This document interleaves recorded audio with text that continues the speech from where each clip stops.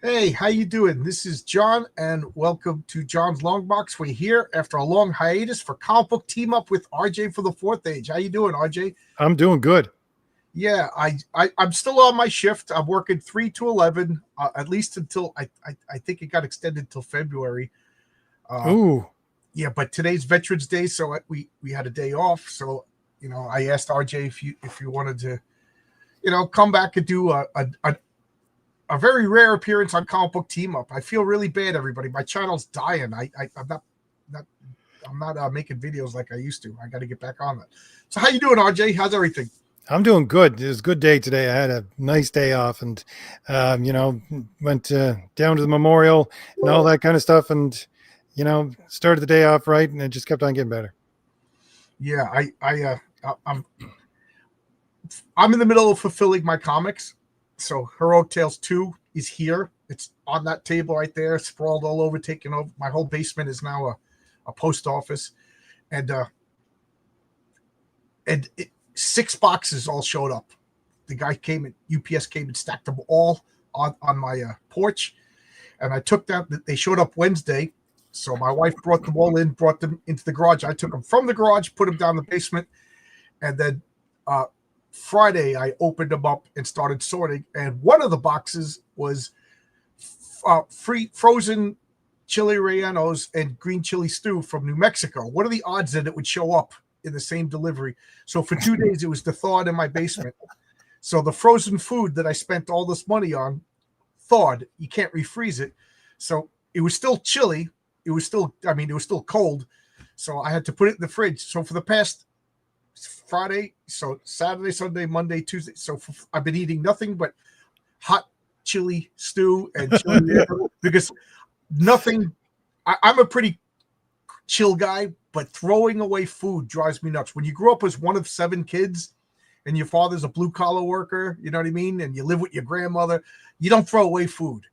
So I can't throw it away. So I've been doing nothing but eating chili rellenos. And man, I'm sure your wife appreciates that. well, she hasn't had to cook for me since Friday, but I wanted to casually take them out of the freezer, you know what I mean? But now I'm eating nothing but stew oh man. So the spice, I'm ready to fold space. So that's what I've been doing. I know I'm a bad American that I haven't really done anything for Veterans Day, but I've worked like the last 12 Veterans Days, and then this particular job.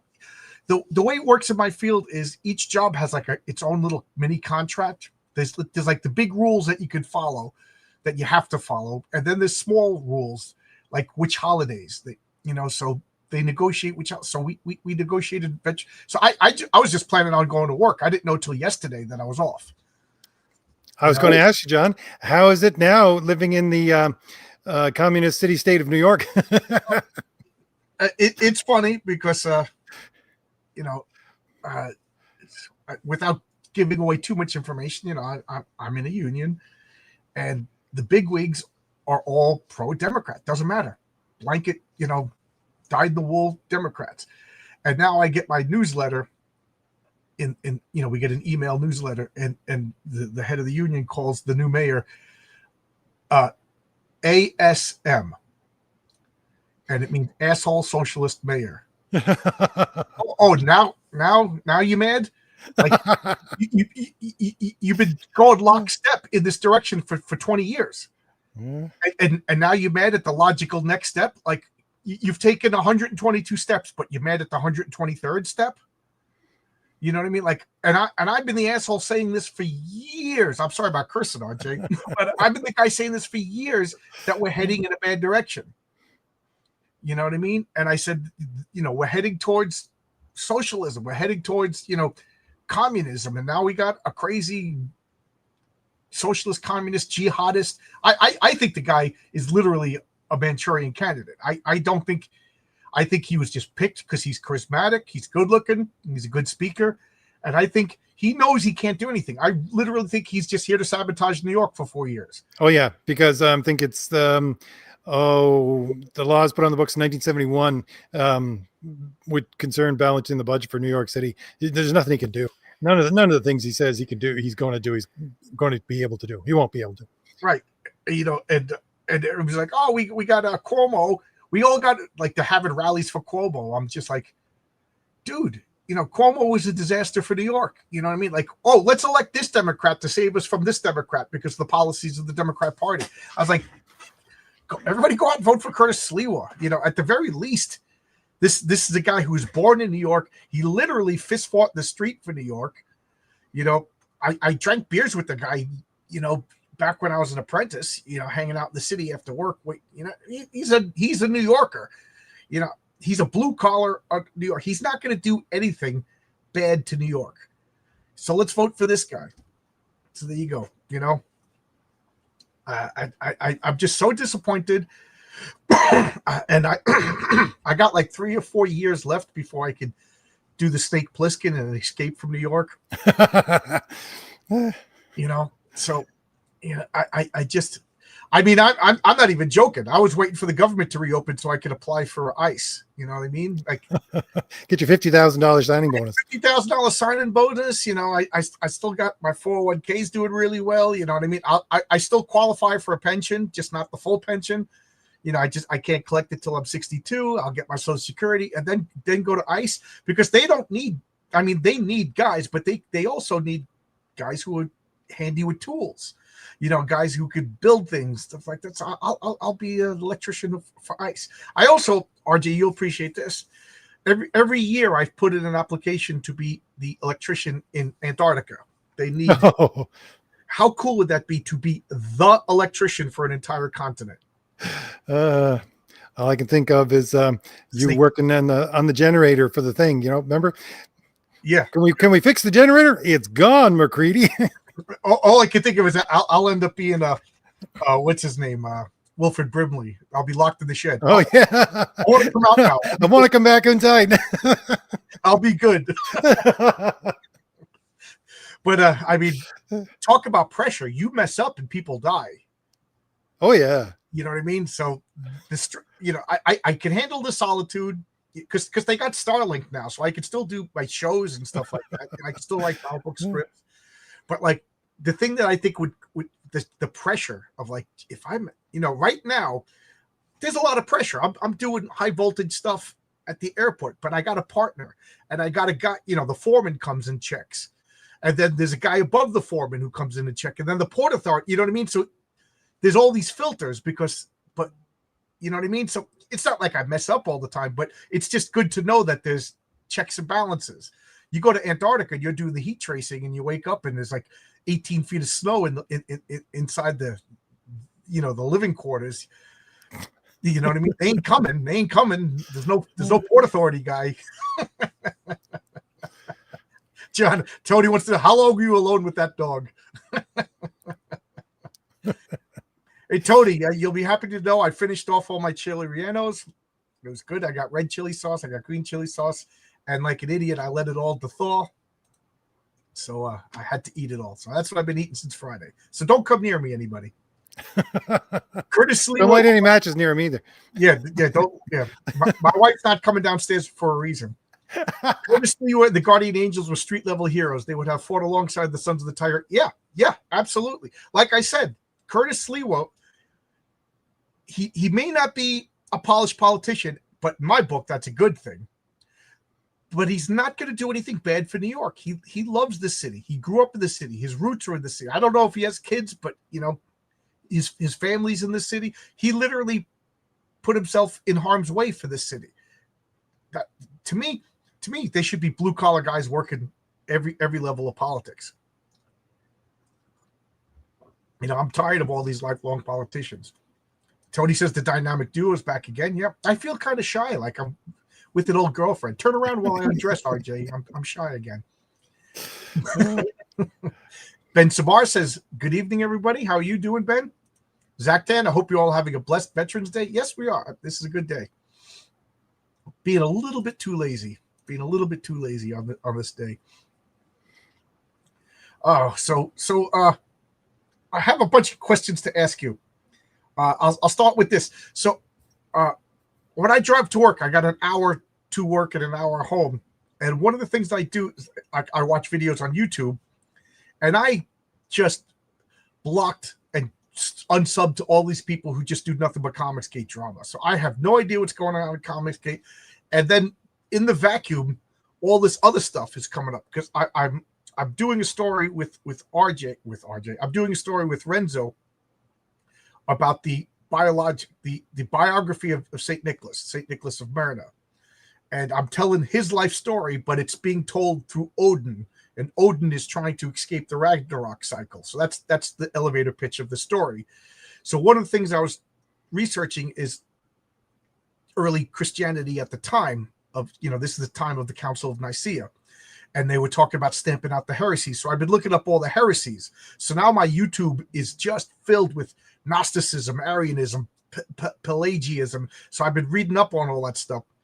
So I talked to Grok on the way to work. I'm like, explain to me the differences between Arianism and Pelagianism and blah, blah, blah, and I have these conversations with AI to work because, it keeps the hour going by fast and I'm learning stuff. So I'm telling my wife this and she's like, well, what else could Grok do? So I just turned on Grok and I was like, hey, Grok, what's the difference between the Protestant Bible and the Catholic Bible? And I didn't realize it was that different. And now my wife's going down a rabbit hole. She's been buying different versions of the Bible and comparing them. So I was just asking you, do you know why the Protestant Bible and the Catholic Bible omit books? The Protestant Bible doesn't use what they call the Apocrypha, which is the deuterocanonical books, because basically Martin Luther, there was a 7th century Jewish scholar, and he basically said to the Jews at that time, if it wasn't written in Hebrew, then it shouldn't be included in the canon for the Old Testament, whereas the original church, from the original time, the Catholic Church basically said, no, these other books that are not written in Hebrew, written in Aramaic and other languages, they are part of the canon. I think it's 7 books, if I remember correctly, which they then deuterocanonical means that they said they were canonical again after Martin Luther tried to take them out, which is why they did the second canon.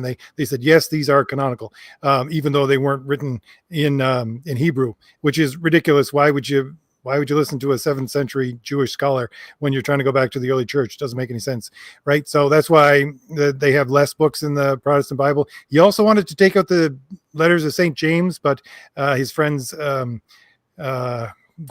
persuaded him not to, as well as cut up a couple of other things. But, so he was a little bit, we'll say, looking for reasons to take out books of the Bible. But that's because because of the difference between his theology as compared with the normal Catholic theology. Oh, yeah. Yang, first off, hello, Yang. How you doing? Here's a good question. How do you know that you could trust Grok or any? I don't trust him. I don't trust anybody. I don't. I trust my wife and I trust RJ. That's about it. Everybody else, I say this, and like going to Wikipedia is a good first. Like, okay, Conan the Barbarian, where did he start? I'll go to Wikipedia and that'll give me step 1, but I don't trust it. When I go to Grok, I've purposely asked questions that I knew and it was wrong. And and then Grok goes, oh, I apologize. So I don't trust it, but it's like talking, this is going to sound weird, but it's like having a casual conversation with a friend. It gives me ideas. And then what I like best about it is it writes it all down. It transcribes everything so I could go back and look up other things. So it's kind of like a way to take notes. But yes, Yang, I don't trust it. It makes mistakes because what it's doing is it's surfing the net. And we all know that everything on the internet is true, right? So yeah, so I don't trust it, but it's a fun tool to pass the time and to try transcribe thoughts. Like I've dictated story ideas, you know what I mean, and then of every story idea Grok tells me, it's, oh, that's wonderful, that's great, so it's like having a cheerleader in your car. Yeah, so it's always good to to make sure that you double check things. I had a similar experience the last couple of days, last couple of weeks, because when I was away, I was known as the guy who knew what the plants were, because we'd be climbing mountains and doing stuff like that. And they're like, "What's this, RJ? And what's that?" And every once in a while I wouldn't know. So I pull out my phone, and I have an app which you take a picture of it and it would tell you what kind of plant it is and all this kind of stuff. And I was like, "No, I'm sorry, app, you're wrong here." He's like, "I got to correct you. That is not right whatsoever." He's like, "Yeah, every once in a while you hit that thing where it's obviously wrong." He's like, I got to not trust this as much as I think I should. Oh, I learned the hard way not to trust any computer or anything. When I first drove to San Diego, I Google Maps or Yahoo Maps, I forget what it was. You actually had to print it out, before sale. So I had printed out a map from New York to San Diego to visit my friend, and it left out 108 miles through which desert is that by San Diego? I don't. It's not the Gobi Desert, but there's a desert. It left that out, so I'm almost running out of gas in the desert. All I could think of was that Ernest Borgnine movie, Chase with the Devil. Like I had to pull aside at a gas station that wasn't open yet because I didn't know where the next gas station was, and I had to sleep in the parking lot. And I woke up to bikers and everything like that showing up, and I was just like, is one of these going to be Ernest Borgnine and that movie Race with the Devil and Peter Fonda when he sees the sacrifice? I'm like, this is going to be New Yorker falls asleep in a southern town, where nobody wants them kind of thing. But I learned right then and there, the internet's always wrong. So Yang, yeah, it's a fun conversation piece. It's a fun way to pass the time. It's an interesting way to transcribe your thoughts, but it's a good starting place. It's not a good end point. What other? John, what are your thoughts on that British 100-year-old veteran that went on TV and said that sacrifices of World War? He ain't wrong, you know what I mean? Like, what's the difference? What's worse, to speak German or speaking Arabic? I think the worst comment that he made was the one after that, which was the liberties that we were fighting for back then we have less today. Basically, he said we have less today than what we were fighting for back then. I was thinking, yeah, that says something. Right, and he ain't wrong, And I love all these Antifa guys. The World War II guys are on our side. No, they hate you. They hate you. The World War II guys, they were fighting for free speech, not shooting guys in the neck that you disagree with. I am so disappointed with the left. All it took was these guys to be like, man, you just can't murder people who disagree with us. Now they're like, oh, freedom of choices doesn't mean freedom of consequences. So you're okay with murder. You're okay with murder over speech. Literally, the guy who wanted to talk to the other side, you killed, and you did. Everybody should have disavowed that. And believe me when I say my opinions make Charlie Kirk look like a little cupcake. You know what I mean? Like my opinions. You don't want to know what's inside this head, guys. So what you're basically saying is you'd kill me. Yang says it was about money too. The King James Bible had the 7 books in there until the mid 1800s when they realized they could save money by printing Bibles without those chapters. There you go. Holy Spirit loves a discount. Grok is a people pleaser. Yes. Yep. There are 2 streams of canons all the way back. People like Jerome, who translated the Bible into Latin, didn't consider the Deuterocanonical books to be part of the Jewish canon. Yeah. Like the Jewish Bible or Torah, whatever the correct word is, and the Protestant and the Catholic, they're all slightly different. And I don't remember the differences, but that blew my wife away when she learned that. Oh, you just add the Orthodox to that, John. Your mind is going to start twisting around. Oh, really? Yeah. I asked the Chat GPT the other day if the government was open and said it was, even though, it's not. Yeah, it's not accurate.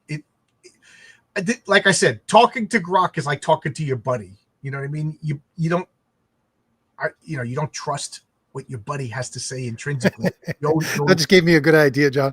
What you should do is, when you're talking to one of these AI, if you should give it an actual voice, but give it a voice of someone, like will say someone with some really bad slang, just so you can realize that Oh, this, that's funny. this is someone who, I shouldn't trust everything they say, right? Yeah. Yeah. Mine is, I said it to British Indian woman. So I have a sexy woman talking to me in my car. John, a comic about the days of Noah would be interesting. The Nephilim angel Kim was on the earth and most people died by violence. Funny that you should say that. I'm avoiding Nephilim because that seems to be the topic du jour. It seems like everybody's putting Nephilim as the origin of super. So I'm avoiding that in my comics. But I do have a character based on Gnosticism who thinks he's a superhero, but he's a villain. And the story of Noah is going to be a big part of it. That's literally what I was researching on Grok. Was I don't do you know about Gnosticism, RJ? Okay, I'm going to have to chide John now. Everybody in the chat, just to let you know, you didn't listen to my video on Saturday. Yes, I did. You saw I commented. I listened to it and I commented on it, and I got 3 villainous ideas about Gnosticism. Well, that's the thing. The funny thing was, I was going to say I thought the video was a little bit too somber. At the first one, I was going to say, I'm going to do this like I normally do in order for you to, as my audience, to develop characters. That's where it was in my mind, because everything went back to a story. Everything went back to a story, right? And I thought this is a good character development way of looking at the world. Yeah, I've been watching a channel called Esoterica, by Dr. Justin Sledge. He's this Gandalf-looking rabbi, and he's got a dry sense of humor, and I enjoy listening to him, and I'm just listening to all of his. Now he's getting into like Frankenstein's monster and Dracula, but his early videos were, real like textbook Nag Hammadi Bible and the library rather, and this Eye of Zohar and stuff like that. And it's such a good resource, to the point like I want to email him and ask him questions, like he cares about a guy who makes superhero comic books. But so I recommend that, Esoterica. I don't know if you were interested, RJ, but I absolutely love this channel. He's talking about alchemy, and he's just giving me so many ideas, because I have an alchemy based supervillain. Alchemy. For those of you who've got issue 2, Mary Sue is working on a project which is basically scientifically proving alchemy, at least alchemy in my universe. So, so alchemy is a big part. Issue 4 is going to have an alchemy-based villain. So I'm really into this channel. And I always think of the fact that psychology in 300-400 years will be looked on like phrenology or alchemy. Yeah. Oh, man. It's funny because I remember listening to Tom Cruise back in the 90s. I know the history of psychology. You don't. We're like, look at this idiot. Now I'm just like, hey, Tom, except for the Zeta Thetans, I'm kind of with you on the way you feel about psychology. Like every person I know who majored in psychology they are the craziest people in the world. They admit they don't know what they're talking about. They're all like, am I actually helping anybody? I like the fact that this used to be, this is probably about 20 years old for the statistic, but for psychiatry, if you have a doctor, what are they supposed to do? They're supposed to cure their patients. What percentage of patients do psychiatrists cure? 10%. 10%. And imagine a surgeon who said, oh yeah, 10% of my guys live that I operate on. You would not be a surgeon very long. I wouldn't go to that. But I mean, look at the what do they say? A false prophet by the fruit of its tree. Look at the everybody's more depressed than ever. Everybody's autistic. Everybody's on antipsychotic drugs. Everything's crazy. You know what I mean? Like, if it worked, we would be more sane now. I hate to think that it's all part of this conspiracy theory, but every once in a while somebody's like, you should go to therapy. I'm just like, no, that's like in the Middle Ages. You should go to a what do they call them? A chirurgeon, the guys who just like bleed you. You should go, a barber. You should have you know what I mean? No way. RJ, what are your thoughts on the Schofield Bible? Isn't that the one about the heat of chili peppers? I stick to my Dewey Remus because it's a accurate translation as much as possible of Saint Jerome. So I don't really go in for. I don't even try to compare one to the other. I just stick. If I could, I would just read it in the Greek and the. I don't read Hebrew, but the Greek or the Latin. Oh wow, you could read Greek and Latin. With my concordance next to me. Yeah, wow, that's pretty cool. Oh, Yang wants Italian grandmother voice for Grok. That would be fun in another couple of years. The original Old Testament is pretty similar to the Protestant one, but some of the books are grouped together to make 22, the number of Hebrew letters. Yeah, what is that called? Grammatica? The Jewish magic based on letters and numbers. I tried to get Dr. Sledge on my channel. Oh, okay, so Yang knows what I'm talking about. Yeah, he's too big for us. RJ, regarding your video chat, it reminded me of something that William Peter Blatty wrote in his novel Legion, where he stated that humanity was created from the fall of Lucifer. Well, I don't know of that novel, but you got to realize if you're, I'd say anyways, believing Christian that this world doesn't belong to us; it belongs to the devil. It's, it's fallen just like everything else, just like us.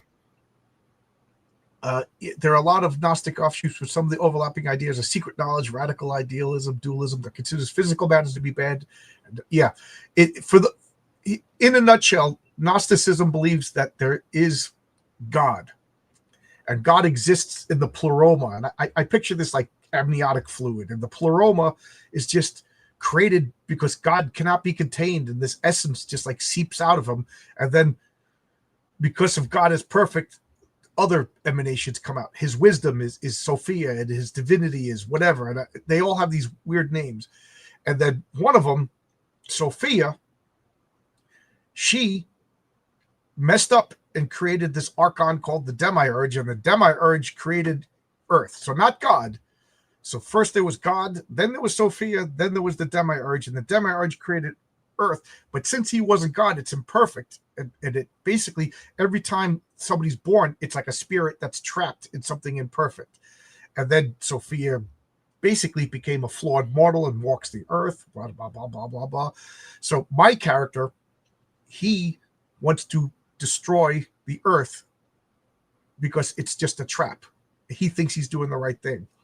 So nothing like a crazy villain who wants to destroy the earth because of justice and he's going to be he thinks he's doing the right thing and wanting to, and all the other superheroes are like, what are you, nuts? You're not a good guy. But anyway, that's Gnosticism in a nutshell. But there's that is very, very much like late 1970s, early 1980s supervillain. Very much beautiful way of thinking for a supervillain. Yeah, I'm happy. I like his symbol is going to be basically I forget the exact symbol, but I got to look it up. But it's going to have 12 lines as he's blocking the archons.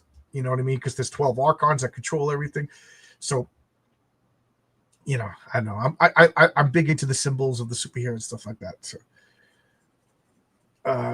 the bend to Zionism is just getting into the Old Testament. Zionism is the belief in what?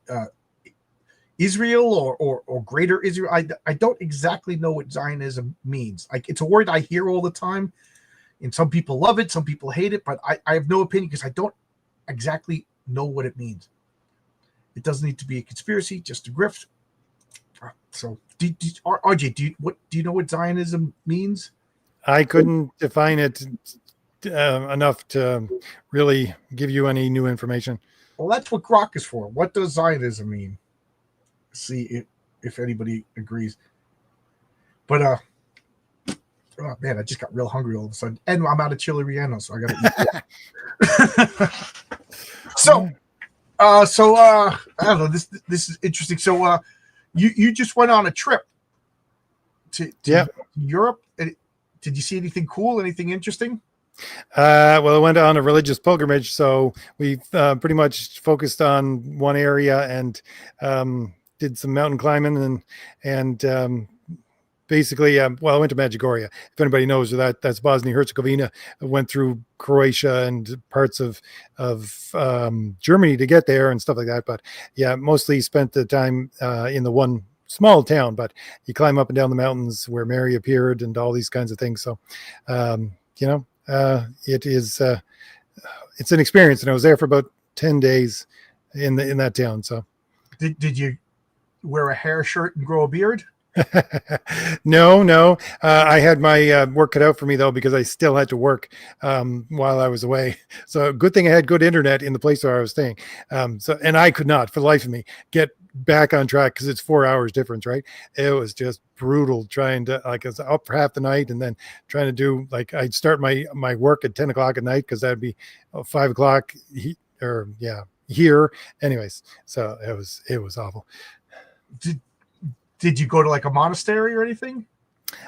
We visited monasteries and we visited retreats and things like that. There's a place called the Castle where it's basically looks like an Italian castle, and it's a priest retreat that they're building right now and things like that. And we, other places that were controlled by monasteries, stuff like that. But mostly, you centered around the town. It's called the World's Confessional because next to the church, there's I think 80 confessionals and they're going for like 3 hours a day. Oh, wow. So you go and confess all your sins? Oh yeah. Yeah.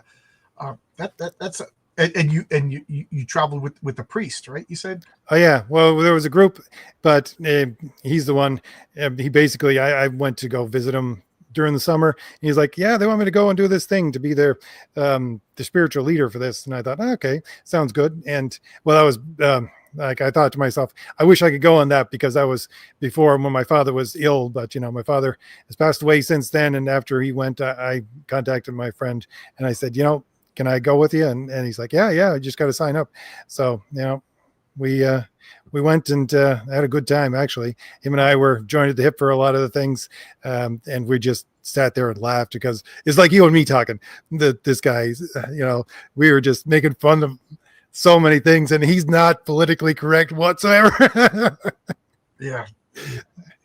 Once you said he was funny, that means he's not politically correct. Once you fall in line with the current dogma, I don't know if I should tell this story, but we were in Mostar, which is a city which is divided by a river. Well, half of the city is Catholic, the other half of the city is Muslim, right? So, and this is an ancient bridge, and he is so much a priest. He doesn't watch the news. He doesn't know any of these things. He doesn't know what's going on in politics like that. And on the way there, we were talking about, Islamic terrorism and all this kind of stuff and what they would scream, when they're going to do bombings or stuff like that with Allahu Akbar, right?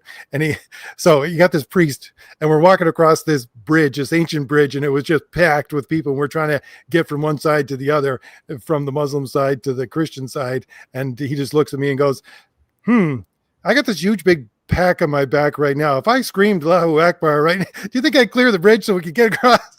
Oh God. It's funny, construction. I work with a lot of Croatians. There seems to be a lot of Croatians. Oh yeah, and that's the Croatian. This part of Bosnia Herzegovina that we're in is all Croatian people, and they're all happy and they're always smiling and they're the most pleasant guys that I work with. One of them, I when you read Heroic Tales #2, the little boy Martin who falls in the well, he's named after Martin, a guy. I use a lot of the names for guys at work on the job. So I honored my Croatian buddy Martin Lipke by putting him as the kid in danger in the comic.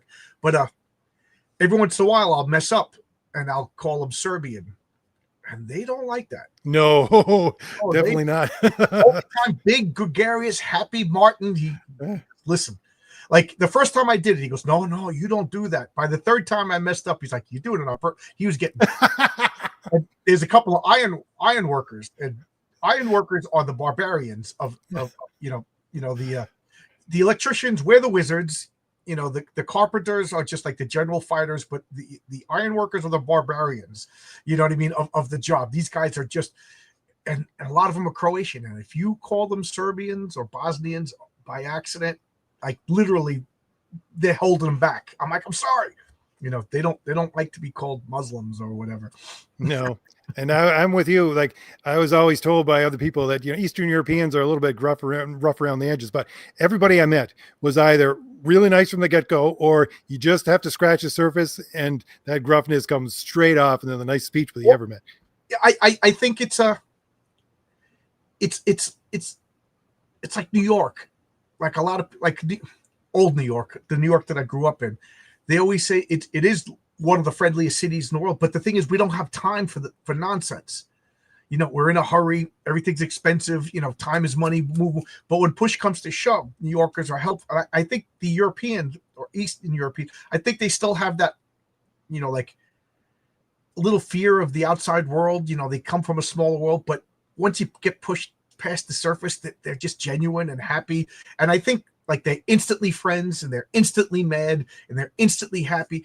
Like when I was working in Albuquerque, there was a bunch of Irish kids that were do an internship at Intel, and they would come to the bar every night, and these guys would just buy drinks for everybody, and then 10 minutes later they're all fist fighting with each other, and then 10 minutes later they're all singing like their emotions were set on 11. And I think that's like a European thing, like my Italian relatives from Italy, like if you cross them, they will hunt you down and kill you. But if you were slightly nice to them, they would buy you a suit. That was like the weird old Italian thing. Buy that guy a suit. I like him. You know what I mean? Like the Americans, we have this like false, fake pleasantries about us.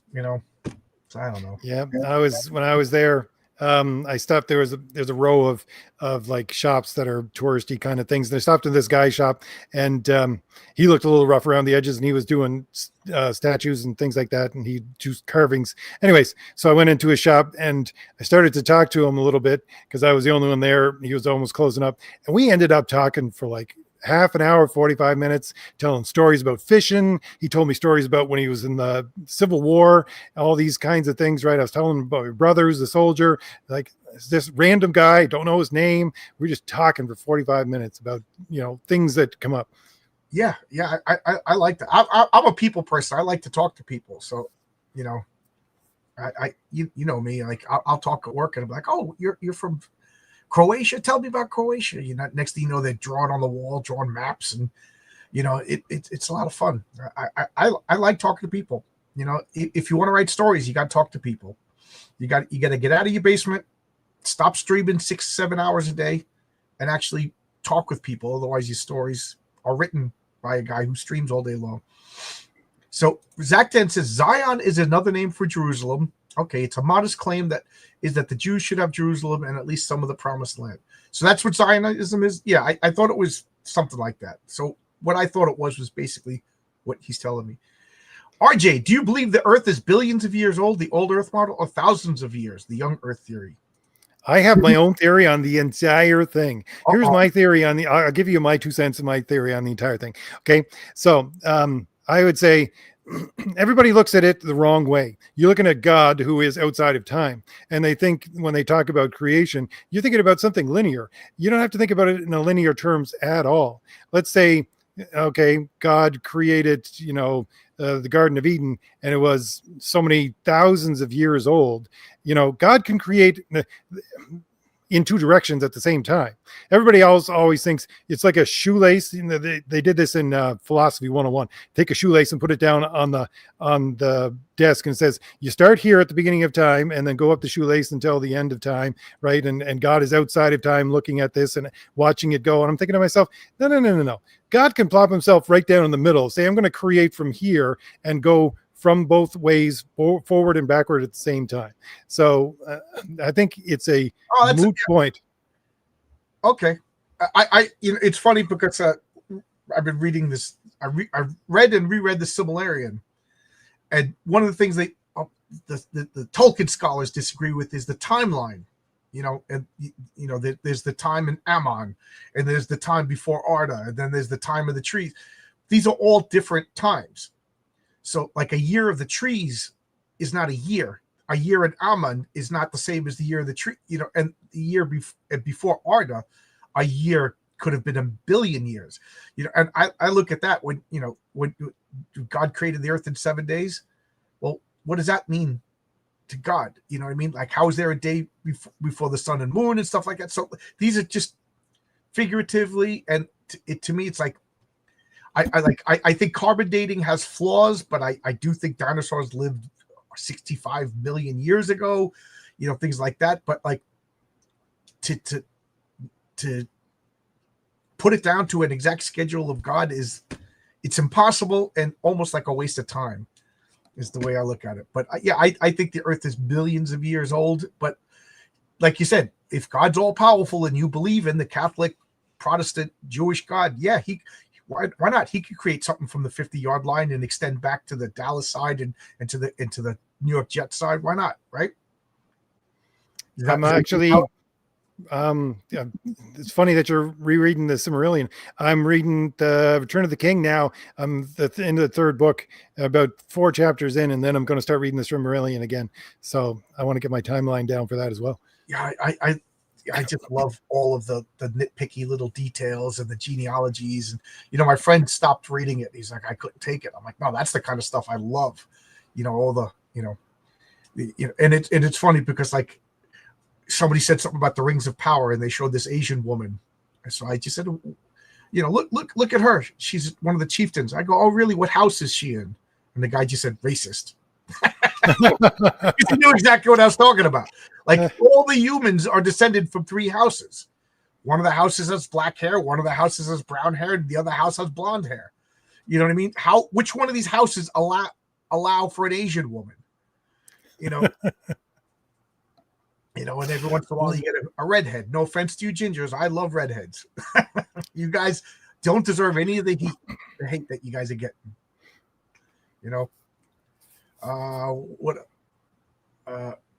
Not to get personal, but has the mayoral race caused any trouble between your friends and family? No, because nobody talks to me anyway. My family, I'm the lone conservative. I feel like Cassandra. I predict things politically and they come true, but nobody listens to me.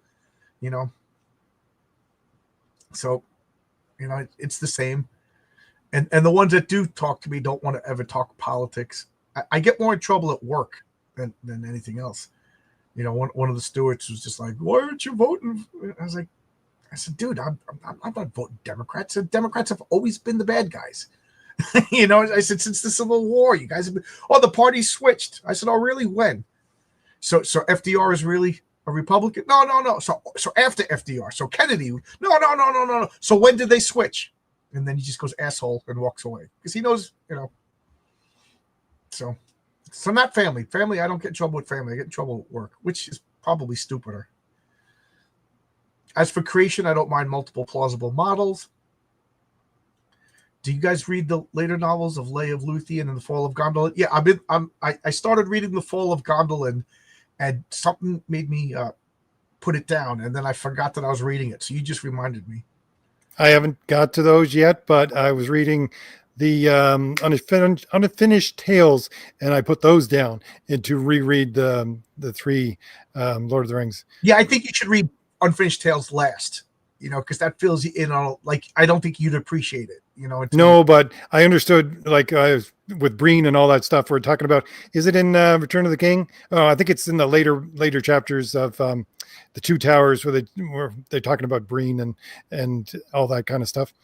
Which he's from Unfinished Tales too. He's basically the first long story in that. Oh, science is pretty good at observing the present, making technology, but the far past and the far future. Yeah. We can't. As far as I know, science can't predict the creation of the universe and before and beyond and everything. Do you think God mellowed out in the Old Testament as opposed to his more angry, vengeful self in the Old Testament? That's for RJ. He's the theologian, not me. I don't know about that. I think that it's just it's the way that humanity had to be treated. Let's just put it that way. He didn't change. We became more obedient to his will. How's that? That's an interesting way to put it. That's a good way to put it. very succinct. That's the whole basis of Gnosticism, is that the God of the Old Testament is the demiurge, Yaldabaoth, and then Jesus comes through and shines a light through it and to the real God, who is in the Polymora. You know what I mean? So Jesus is a spark of the real God, and the God of the Old Testament is the false God. That's the whole premise of Gnosticism, in a nutshell. Some of my friends are Democrats, and the Democrat Party is America's oldest hate group. Yeah, I mean, not one Republican owned a slave. You know, when I say that, they all say I'm lying. You know, that one Republican was in the KKK. Theologically, God does not change, but our relationship can change. Okay. Omnipro, do you believe Noah's flood is a fairy tale or really happened? There is some kinds of historical evidence to say that there was a massive flood. I mean, you got plenty of mythology to back that up as well. You look at the Babylonian mythology, and like most major mythologies have a flood, a major flood event within them. So, you know, there's a lot of things that indicate that it's entirely possible. The skeptical point of view, and I'm the skeptical guy here, so, you know, please don't tar and feather me, but all major civilizations have flood stories. Does that mean the Bible's true? I'm not going to say yes or no, but it also means that all major civilizations grew up near rivers, and rivers flood, coasts flood. The Greeks had flood stories. The Mayans had flood stories. The Aztecs had flood stories. You know what I mean? It's just the way civilization is. Major civilizations didn't flourish out in the desert, you know, in the old days. You needed technology to exist there. So yeah, there are flood stories in the Chinese, you know, the Mesoamerica, you know. I'm sure there's societies that were wiped out by floods, and we don't hear their flood stories because their flood was really, really good. That was a good flood. Yeah, there's proof there's been multiple floods. Absolutely. Absolutely. Who would win in a fight, Chuck Norris or Tom Bombadil? Depends on what world they're in. Yeah, Tom Bombadil. Chuck Norris is an old man who wasn't really that good. I can't pronounce these names. Caused huge flooding all over America and Europe. I don't know. I can't pronounce that word. World of War Comics says, hello, how you doing? Eva Mount Everest, yep, has marine fossils, and I think it was, plate tectonics, things move. You know, RJ, one of the scariest things I've been researching is because I'm doing a time travel story, and I stumbled upon this video of I forget what it's called now, but basically the entire Midwest from Canada down to South America was a shallow ocean. Yep. It was the most dangerous place in the existence of the earth as far as predators per square inch. And they were showing computer generated images of these monsters is the only way to describe. That scared me. That scared me more than any horror movie, was thinking about wading out into the water in this shallow mid-American sea or what. Oh my God. Go on YouTube and check that out, guys. It is terrifying. Do you think Lucifer was the first liberal? The origin of the rebellion in heaven was for a form of equity. That's an interesting way to put it. They certainly, I mean, go back to Saul Alinsky. That's who he dedicated his book to. And, you know, the Clinton, what's her name? Hillary Clinton was his disciple. Yep. And don't forget that Margaret Sanger, a Klanswoman, was her mentor. Youngest, driest. Oh, the youngest, driest caused huge flooding. Okay. What is the youngest, driest? Is it a theory? Is it an event? This is the first time I'm ever hearing about it. So RJ, all of the stuff that we're talking about, or any of these like themes in your comic, or, you know, in the background? Not particularly. Mine is more, like I always say, I always take most of my background off of Celtic mythology. So, you know, it's a little more obscure. Okay. Because, I mean, plate tectonics, and I already told you there's going to be a story based on Gnosticism. You know, I can't think of an idea for Arianism or Pelagianism, but I kind of like the ideas of Gnostic super villains based on heresies. I think it's kind of fun. What is this? Communism is really the religion of Cain. I got to think about that. That sounds interesting. Communism is the religion of Cain. I don't know. Don't get me started on communism, but like, kids today, you voted in this guy. Part of me just feels like, like when a dog poops on the rug, you stick his face in it. There you go. Like, I just want to tell all these college kids who voted for this mayor, you got him? Because I don't know if you've been following, RJ, but already the New York governor, Hochul, she already said, no, the mass transit can't be free. No, the groceries can't be free. And no, we can't do the $30 minimum wage. But she didn't say that while she was campaigning with this guy. She said it after the election, So, and my union is talking about AOC and everything like that. No, she might run for president. It's like, she's yelling and screaming socialism and communism and everything too. So, like, don't be shocked. Like, oh, we're going to champion socialism. Oh my God, we got a socialist mayor. It's like, dude, I've been calling you this for 20 years. Okay. Two things I want to point out that I was thinking about. Number one, John C. Wright is writing a novel. I don't know if he's done yet or not, but it's very much in tune with what we're talking about, John, because he was talking to me about it at one point. Basically, it's like a time travel story-ish kind of thing going back and forth through history, wherein he goes, what if this miracle didn't happen or that miracle didn't happen? See how much the world would change. What if, the flood didn't happen and, how the world would look and things like that. So it's very interesting. Also, do I have anything like this incorporated into my stories?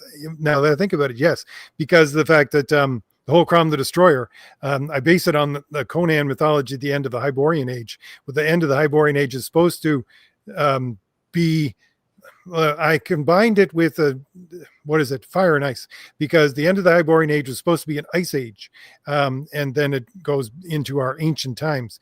I thought to myself, okay, I want to take that Conan-like idea, but the end of the Hyborian Age wasn't just an ice age. It was an ice age as if the ice age from the Tale of Fire and Ice, which is basically a sorcerer-based ice age, which came on all of a sudden. Yeah. So, It's funny because I just wrote a script called Let's Save the Dinosaurs, and it's a time travel story, surprise, surprise, where a guy goes back in time to save the dinosaurs and talks about the extinction of the dinosaurs, and it's like a tribute to Jack Kirby. It's all over the place, and I'm having difficult with everybody that read it. It's like, oh yeah, that was your comic.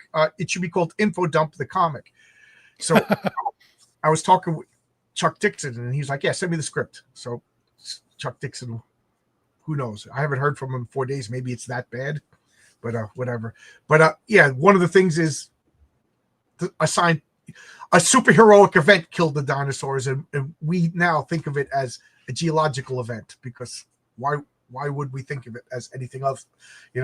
I like that. That would be a really good, I don't know if it goes this way, John, but that would be a really good way to do it, as if you had two very massively powerful super beings go backward in time, and one of them just pummels the other one into the earth. It wasn't a meteor; it was one of them hitting the earth, right? Yeah, I don't want to spoil it, but yeah, were they dinosaur superheroes? Not in this particular story, but don't worry, I have a dinosaur superhero coming up, and I want to spoil it so bad. It's if my dinosaur superhero story doesn't make you cry, then I'm either a bad writer or you have no soul. That's my promise to you. You will cry. Yeah. A little kid gets superpowers. So what does he get? He gets the power of all the dinosaurs. Wouldn't you if you were a freaking little kid?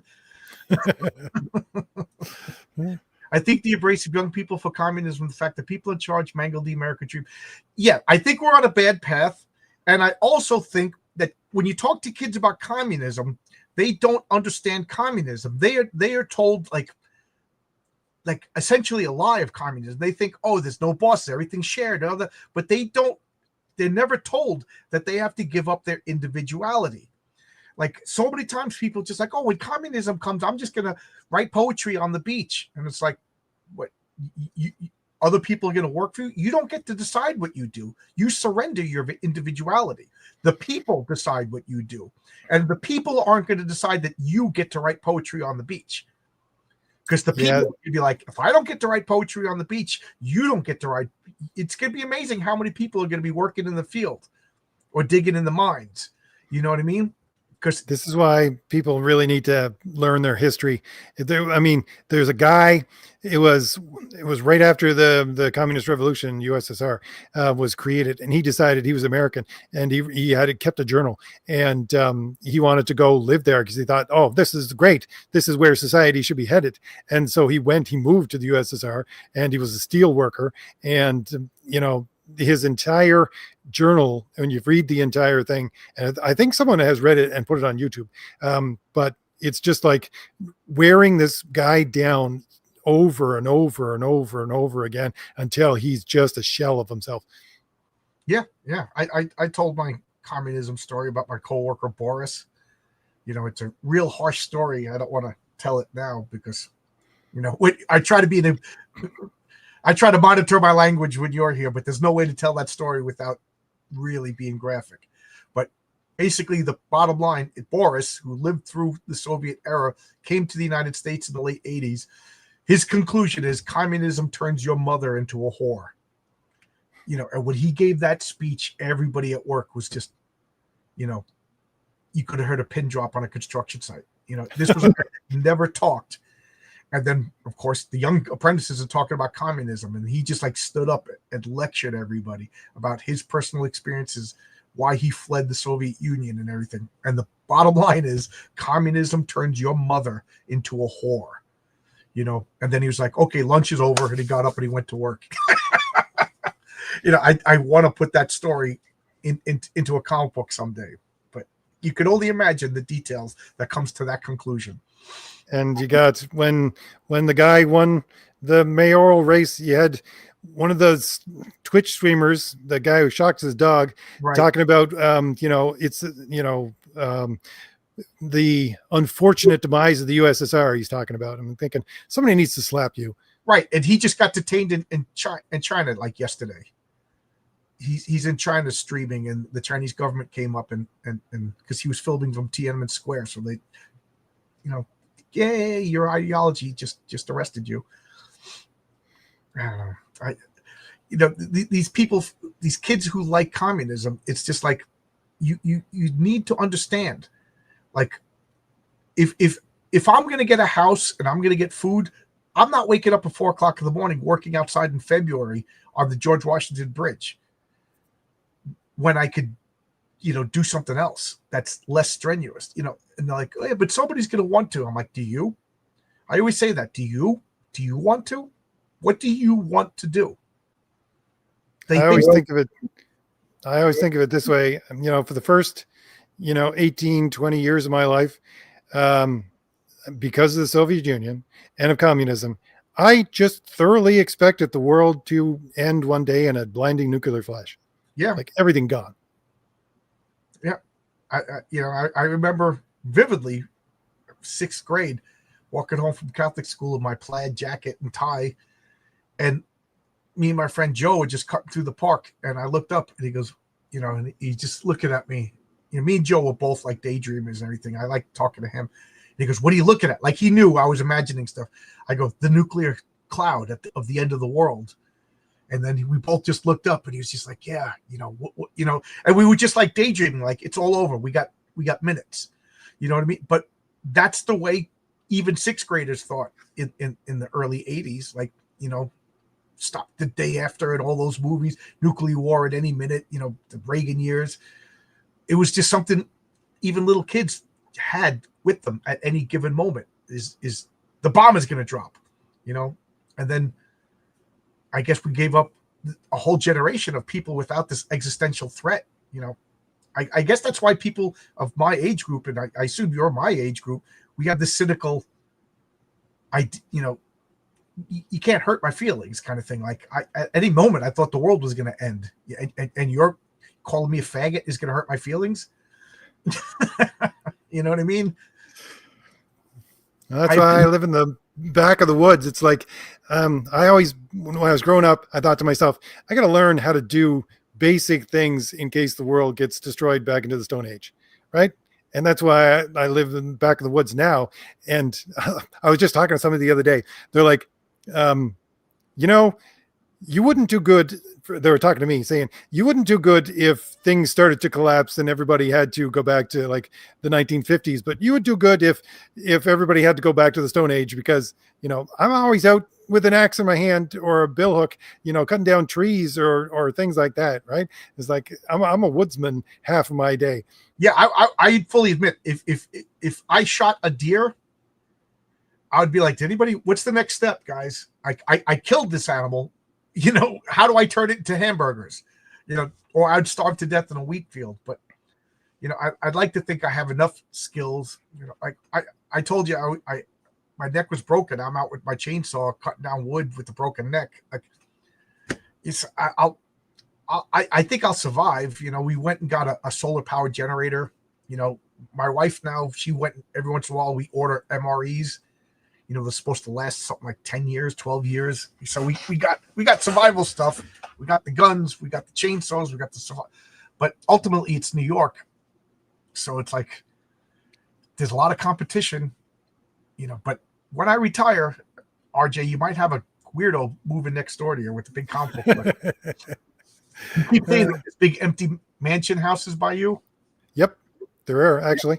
Because a lot of people move here thinking, oh yeah, well, this is a beautiful place in the summer, and then they go and build a, you know, $5-6 million house on the beach, which is probably 500 feet from me, and then they spend 2 or 3 winters here and go, yeah, I don't want to stay here anymore. Yeah, I'll just, Canada's like one of those communist countries. I'll just go squat in one of these houses and it'll become mine. Somebody tried that in the $2 million house that is my next door neighbor. It didn't work out for them. Oh, really? Well, are they like me? Do they have guns, axes, and chainsaws? Somebody's on Twitter said that they wanted to come and visit me. Like, oh, you know, I'll come and visit you, you know, because they didn't like what I said. So I, you know, he goes, you got a job, I'll come and visit you at work. Like, you're smart enough not to come to my house. So I actually gave him my address for work. And I said, I'll be there tomorrow at 11:45.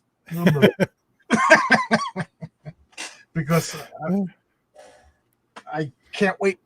This is my Twitter conversationalist correcting device. You want to come visit me?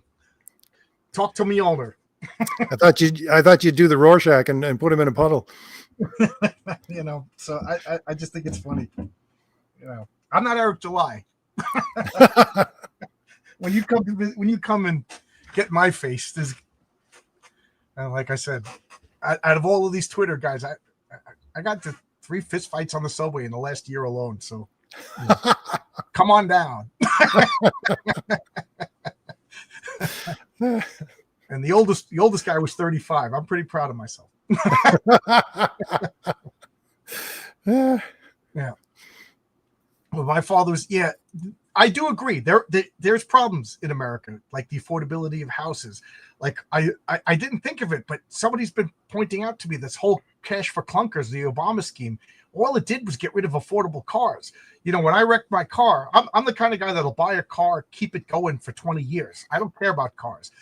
Unless I become a billionaire, I don't care about cars. You know, if I could afford it, I'd buy a nice hot rod or something like that. But like, to me, a car is a losing investment. The day you buy it, it loses money and it just deteriorates. So whatever gets me from point A to point B with the least amount of complications, that's good for me. So I always buy the cheapest car on the lot that uses regular gas, that's easy for me to maintain. Matter of fact, I want to start a car company that gets rid of all the electronics. You just have power steering, power brakes, and everything else is like 1972. You know what I mean? Easy to work on, easy to fix. I think that would, but the cash for clunkers got rid of all of those cars. So when I went to buy the cheapest car on the lot, you got to take a loan out to buy a, you know, what we used to call a station car. You know, we used to buy a car for $500, you know, and then just every year put $1,000 worth of work into it for 20 years. now, you can't do that anymore. So houses, forget about it. I don't know how my nieces and nephews are going to afford houses. So yeah, Yeah, I think that's the reason why he was elected, because a lot of people just want to see everything burn. I think they believe the lies of communists. They think rent freeze. Yeah, go ahead, rent freeze. It'll be fine for a year, but when everything breaks and your landlord's like, I can't afford to fix anything, and then The projects from the 1970s. right, and then everybody's going to be living in a ghetto. The whole city of New York is going to be one big ghetto. All the rich people are going to move out. And then when people start getting mugged in the streets, and then people like me, like I'll defend myself, but I'm not helping you.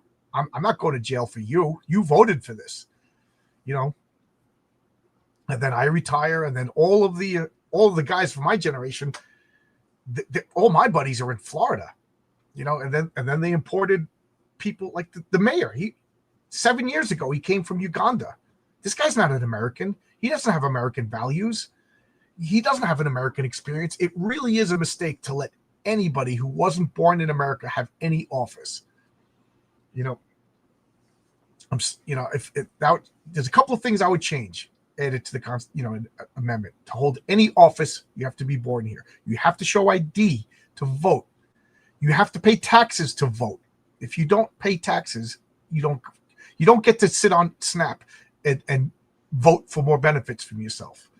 You know what I mean? That's a conflict of interest. And the other thing is, each item in Congress is only one thing. You know what I mean? So if we're talking about foreign aid, it can only be foreign aid. You know what I mean? Like 20 words at the most. You know what I mean? This money is for military spending. That's it.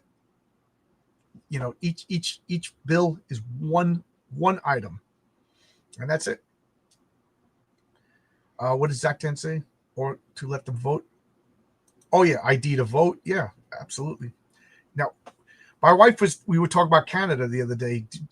You were saying that you think the government's going to collapse? Let me put it this way, John. I don't know. They just put out a budget the last couple of days. I don't even know if it's passed or if it's going to pass. So the normal Liberal government for Canada, when it was spending like crazy, would have a deficit of about 20 billion.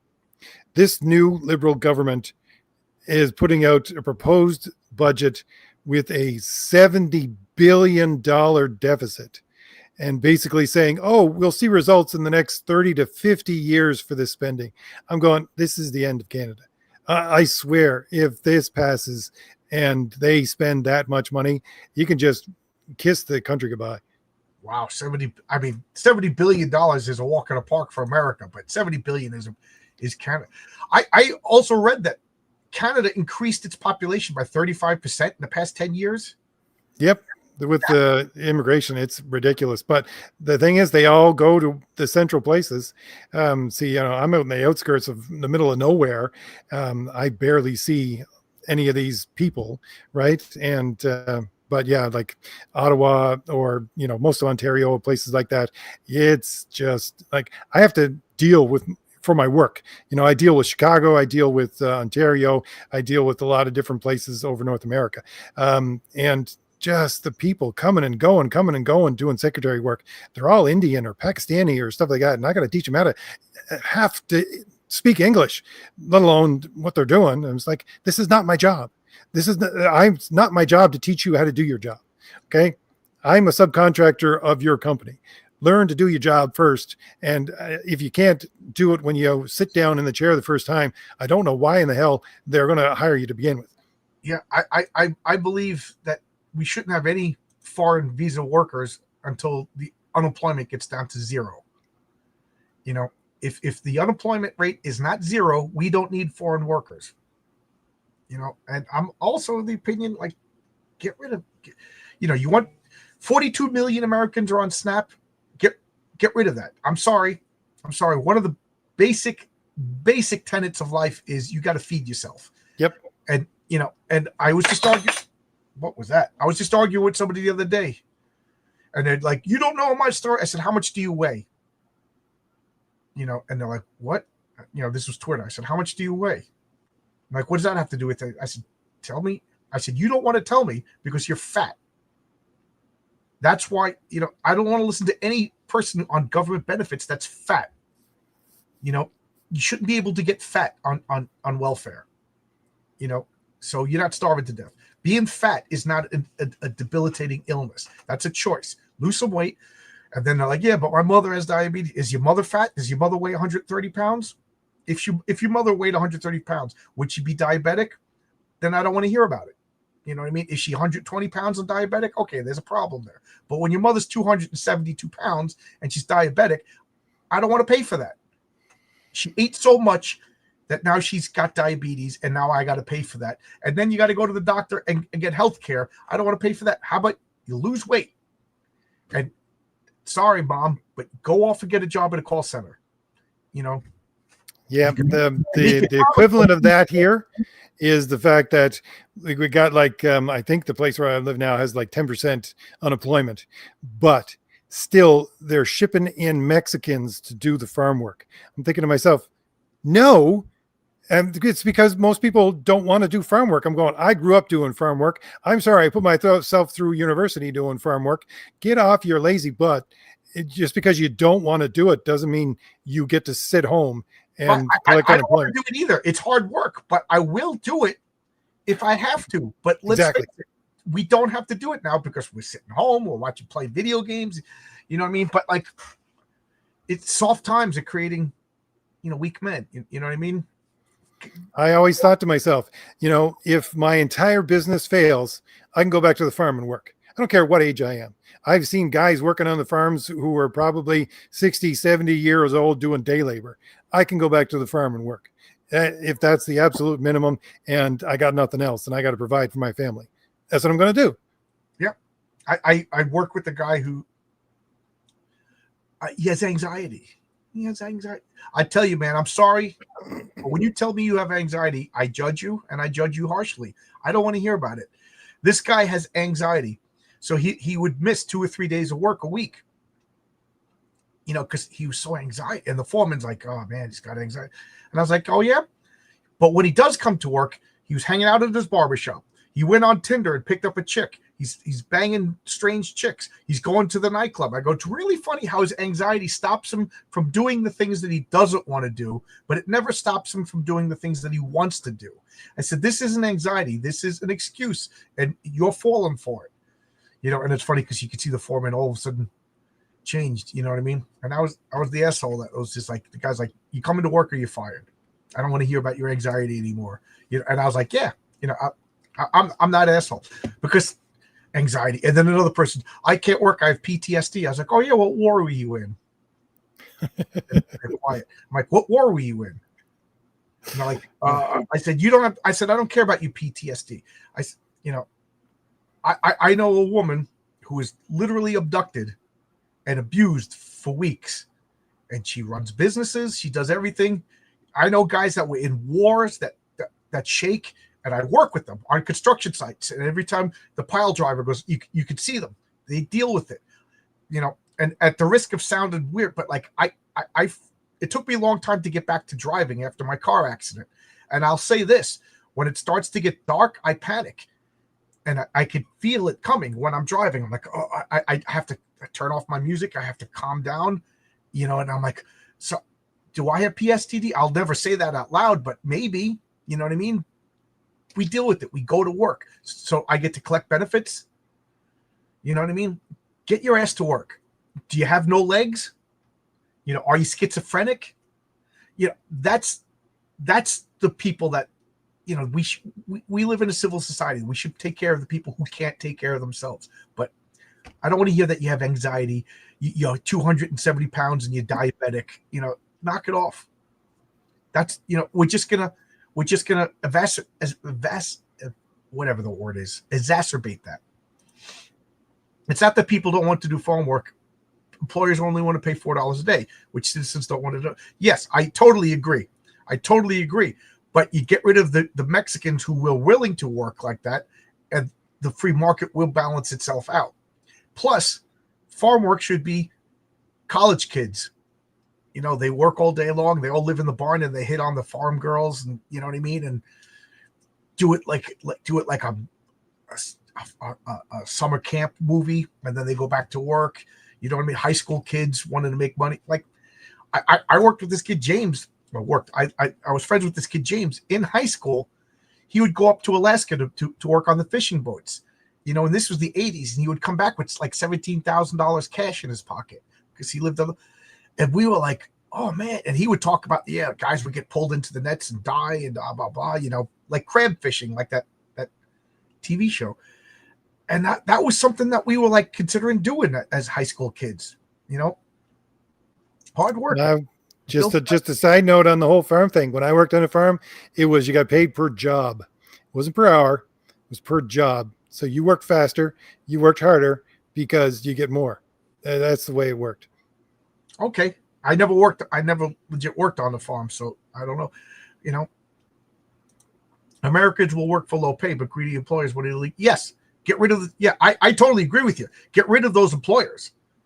You know, what was it that a canning factory in Michigan, I think it was. ICE went in and rounded up all 180 illegals there, and they had a line around the block of Americans applying for those jobs.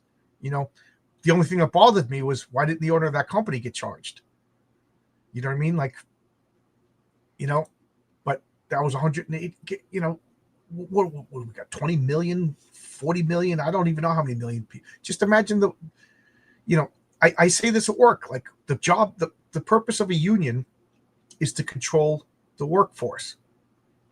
You know what I mean? So you have 10,000 workers. We could set our wages. Now, the problem is when we have other workers coming in, they undermine our strength. And, you know, I always say this at work, like, do you like scabs? And they all, oh, I hate scabs. Why do we hate scabs? And they're like, what do you like scabs? I'm like, no, I'm asking you a question. Why? You tell me why we don't like scabs. And that usually stumps them. And they're all, and I go, I'll tell you why, because they undermine our value. And then they're like, yeah, they undermine our value. That's why we don't like scabs. I'm like, well, aren't illegal aliens ultra scabs? So why are you a Democrat when the Democrats they just want to pull in as many scabs as possible and undermine your value? And then their heads explode because they have to admit that maybe the Democrats are wrong, you know. But, you know, I said, that's what we're doing. Not only did we pull in millions and millions of scabs in New York City, but we pulled in the equivalent of scab voters. These people who voted in this mayor, either they're deluded college kids or they're people that haven't been here too long and they don't care about America. They still owe allegiance to wherever they came from, and they just want to, like leeches, they want to suck off as much as they can before they go back to their country, you know, and that's what we're doing. Yep. A lot of farms have auto pickers nowadays. Robots will soon get, yeah. You know, the next 20 years are going to be, as the Chinese proverb says, it's going to be interesting times. Steve Ross told us to bring in 25,000 Chinese to build the Hudson Yard. Yep. I remember that. He's a scumbag. Yep. And where were all the Democrats who controlled all of the politics in New York City to stop them? Yep. I was there. I was at those meetings. I remember that. You know, where were all the good politicians that were taking all the union money? They just looked around the other way. Trump is a proven court secretary. Okay, good. There you go. You got evidence. You go to the police there, Blue Boy. Go right to the police. Get off the computer right now. Show your evidence. Get this guy arrested. There you go. It's called democracy, you effing crybaby bitch. Most New Yorkers are not trash bag pigs. Good. You'll see. Excellent. If you got proof, go to the police. So, anyway, you want to talk about comic books?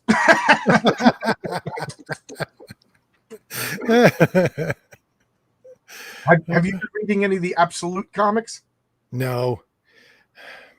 I've been hearing that they're selling pretty well. I'm of two opinions of the Absolute line of comics.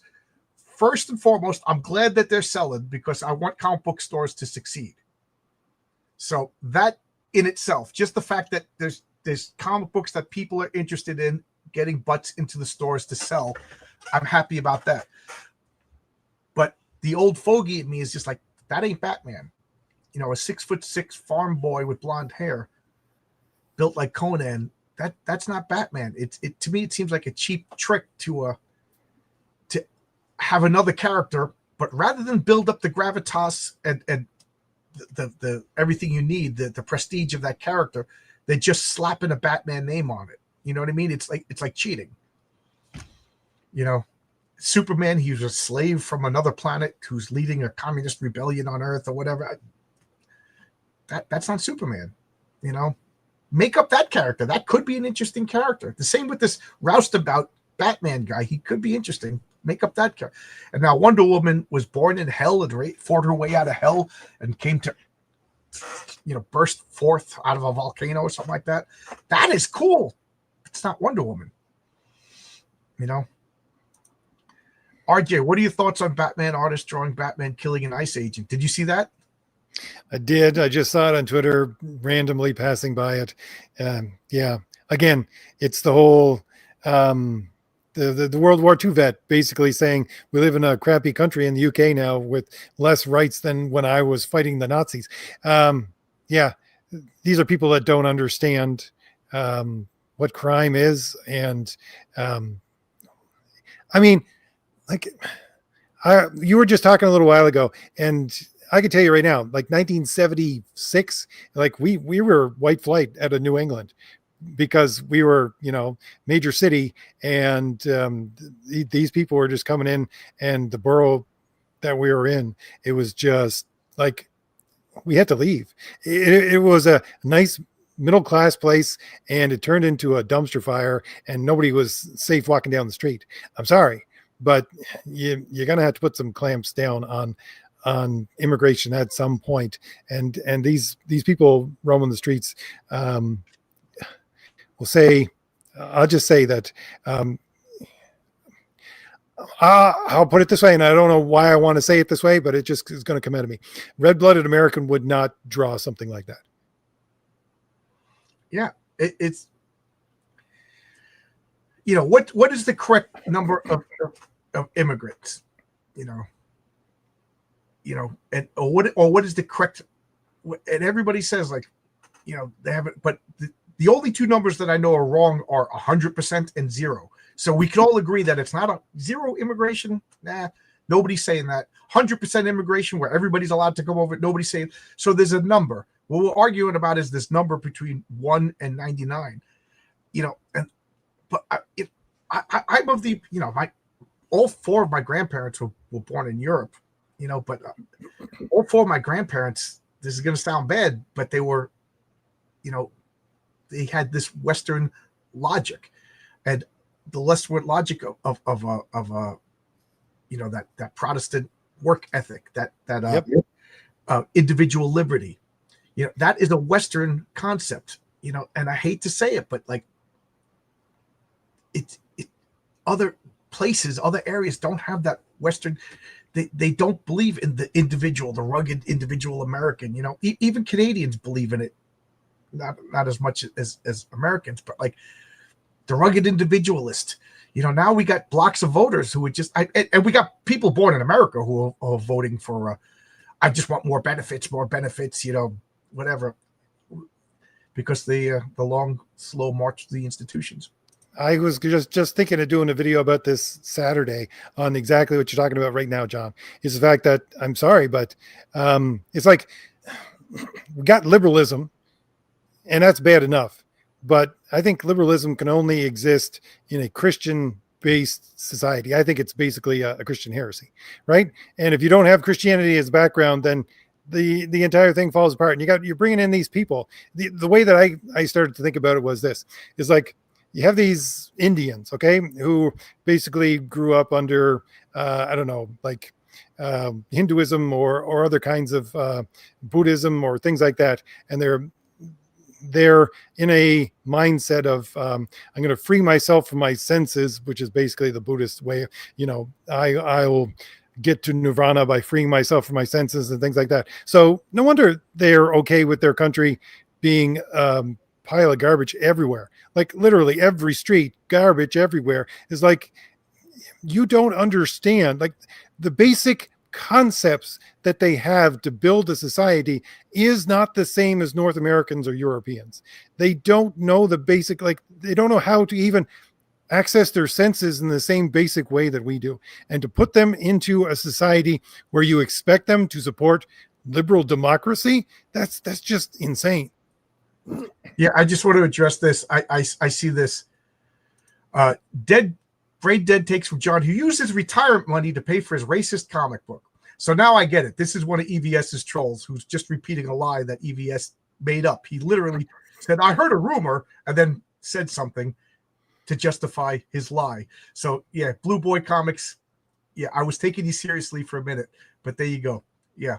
All right. So there you go. This guy's a fool. My 401k has over $1 million. I checked it this morning. So the story, RJ, in case you're wondering, is when I was talking to Liam Gray, who said, as long as your campaign funds, it's successful. And I said, no, when the comic goes out to people. And then I explained that I took out $25,000 to buy a car. And I was down to $6,000 paying off my car when I broke my neck. I was out of work. 401k loans not being paid because I'm out of work. So I had $8,000 in my Stripe account for my comic book. And I was thinking about taking that $8,000 off and paying the rest of this car loan, which was a car loan, not a 401k, all of my money out of my, if I only see these EVS guys think $6,000 is a lot of money, but I put $600 a week away into my 401k for 35 years. Okay. So don't worry about me, Blue Boy Comics. So anyway, I was out of work. So I said, you know what? I'm going to default on this and pay the taxes on the $6,000. It gets converted to income and it's over with, and that's what I did. So I said to Liam, I said, rather than use your money to pay for a personal tragedy, I did something responsible and I took the hit for myself. It wasn't that bad of a hit. It was only the tax on $6,000 remaining that I had to pay.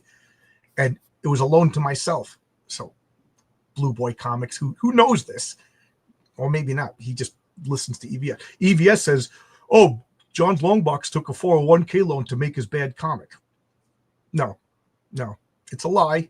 Blue Boy believes it. He's now dismissed because I caught him literally repeating a lie. So how many lies do you have to repeat before you're a liar? The answer, as Steve Ditko would say, is one. So there you go. RJ, how do you think Carney's going to handle the tariff war between him and Trump? Carney, is that your new prime minister? Yeah, it's prime minister here. I think that Trump likes Carney because he can walk all over him. And that's exactly why he likes him. He keeps on saying, oh, I have a good relation with him. Oh, he's a great guy. Yeah, he's a great guy because you can use him as a doormat. That's it. Yeah. I don't know. And now your ex-prime minister is dating Katy Perry?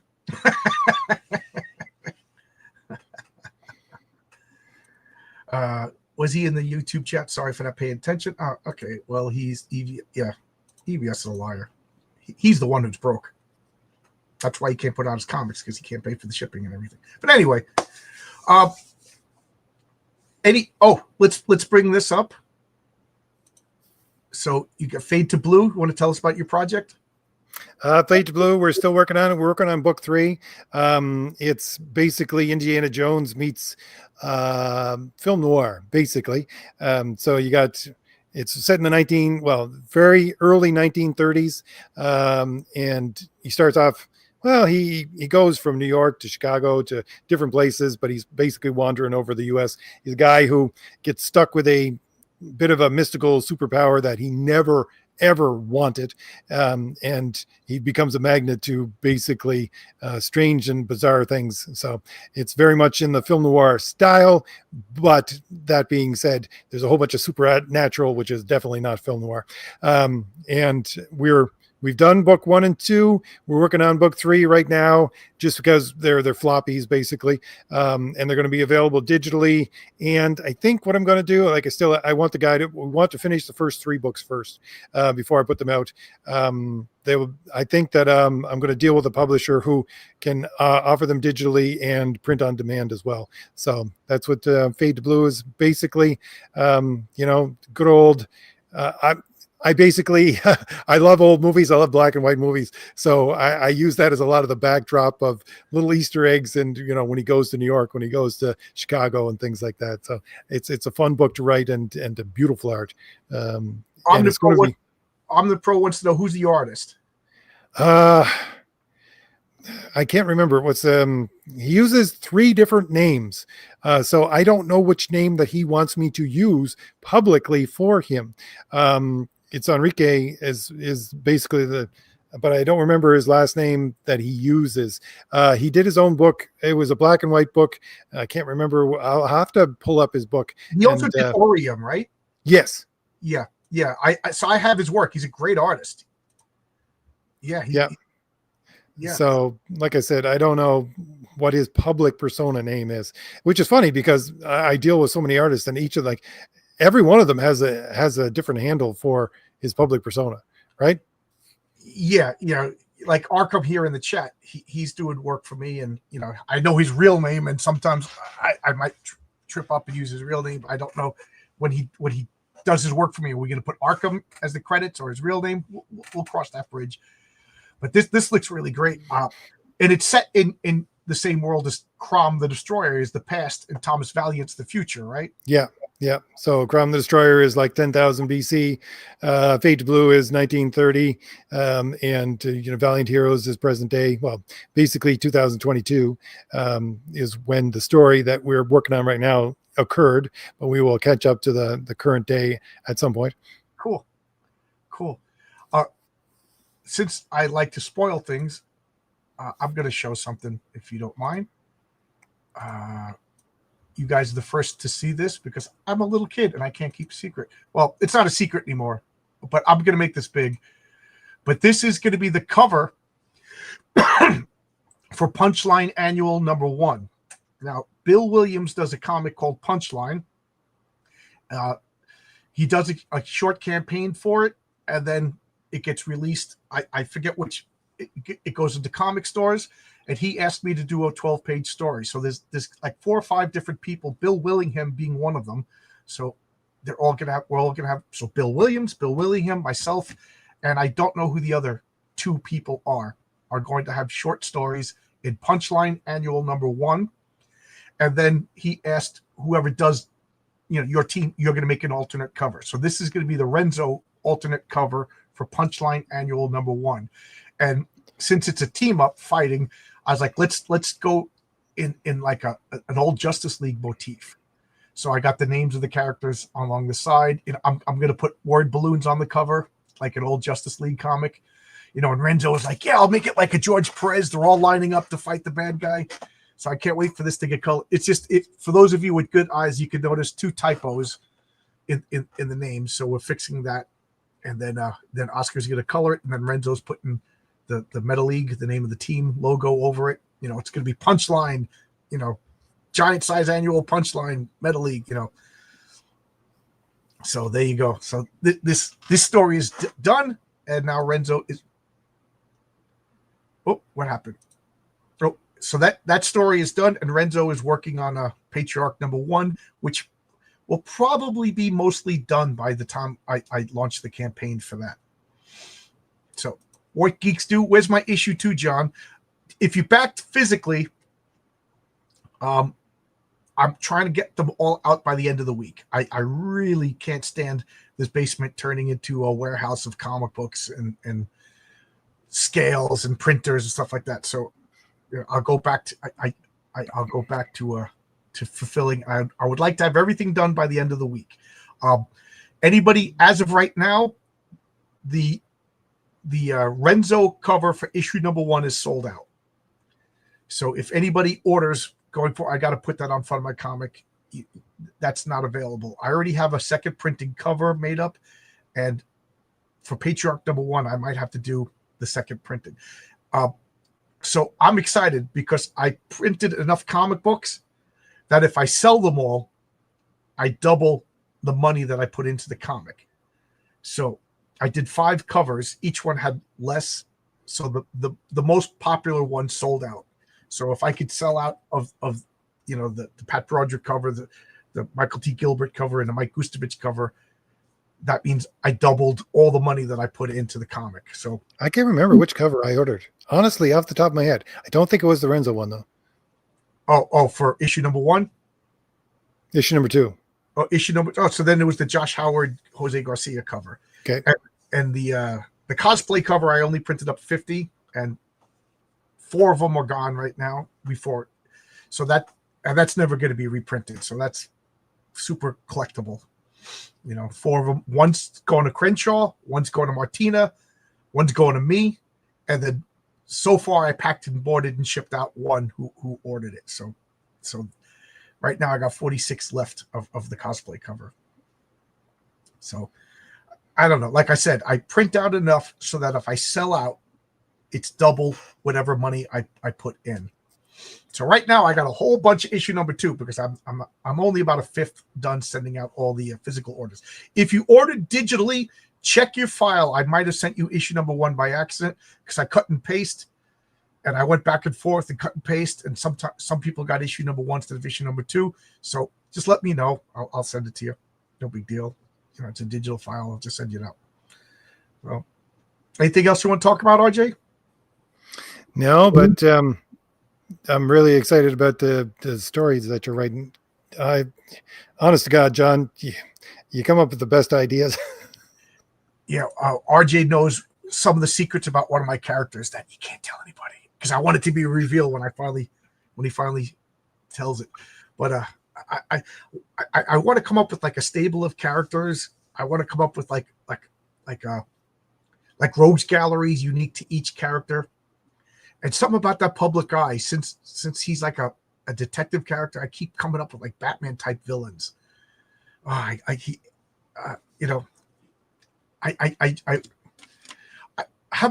said you're talking to a bunch of artists?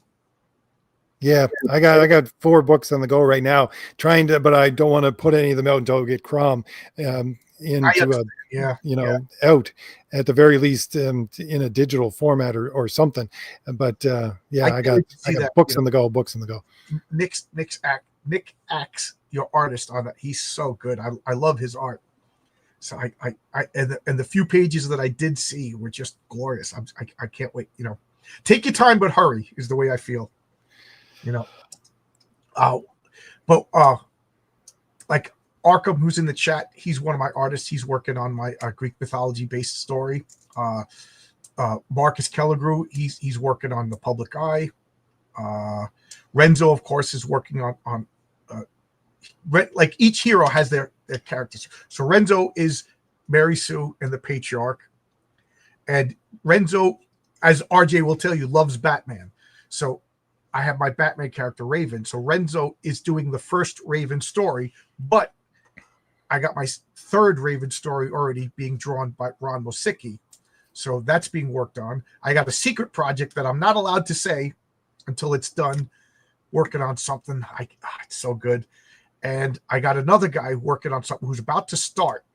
Oh, and then I got Stippling Vaughn working on a colonial era superhero, the Printer's Devil.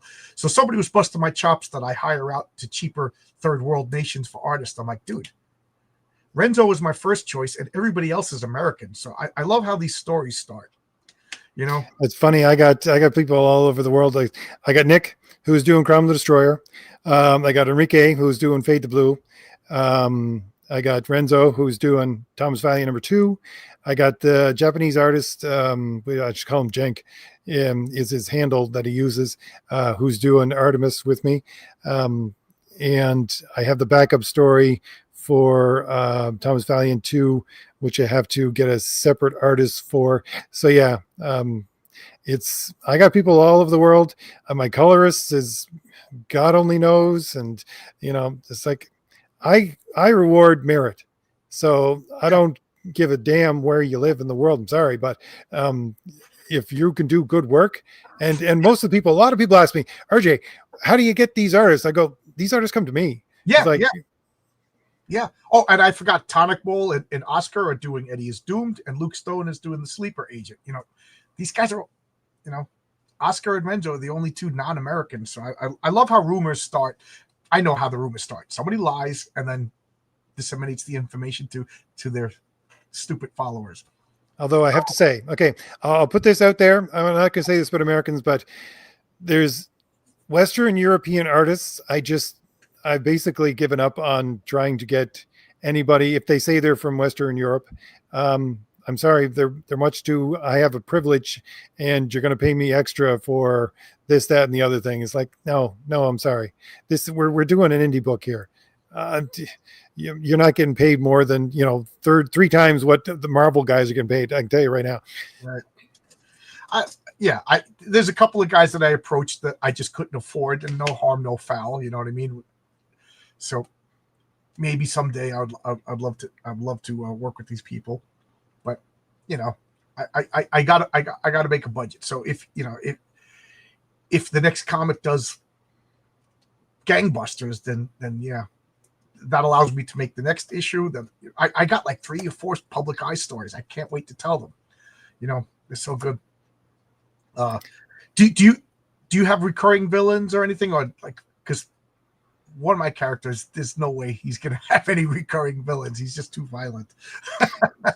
I have recurring villains in so much as they overlap in the storylines.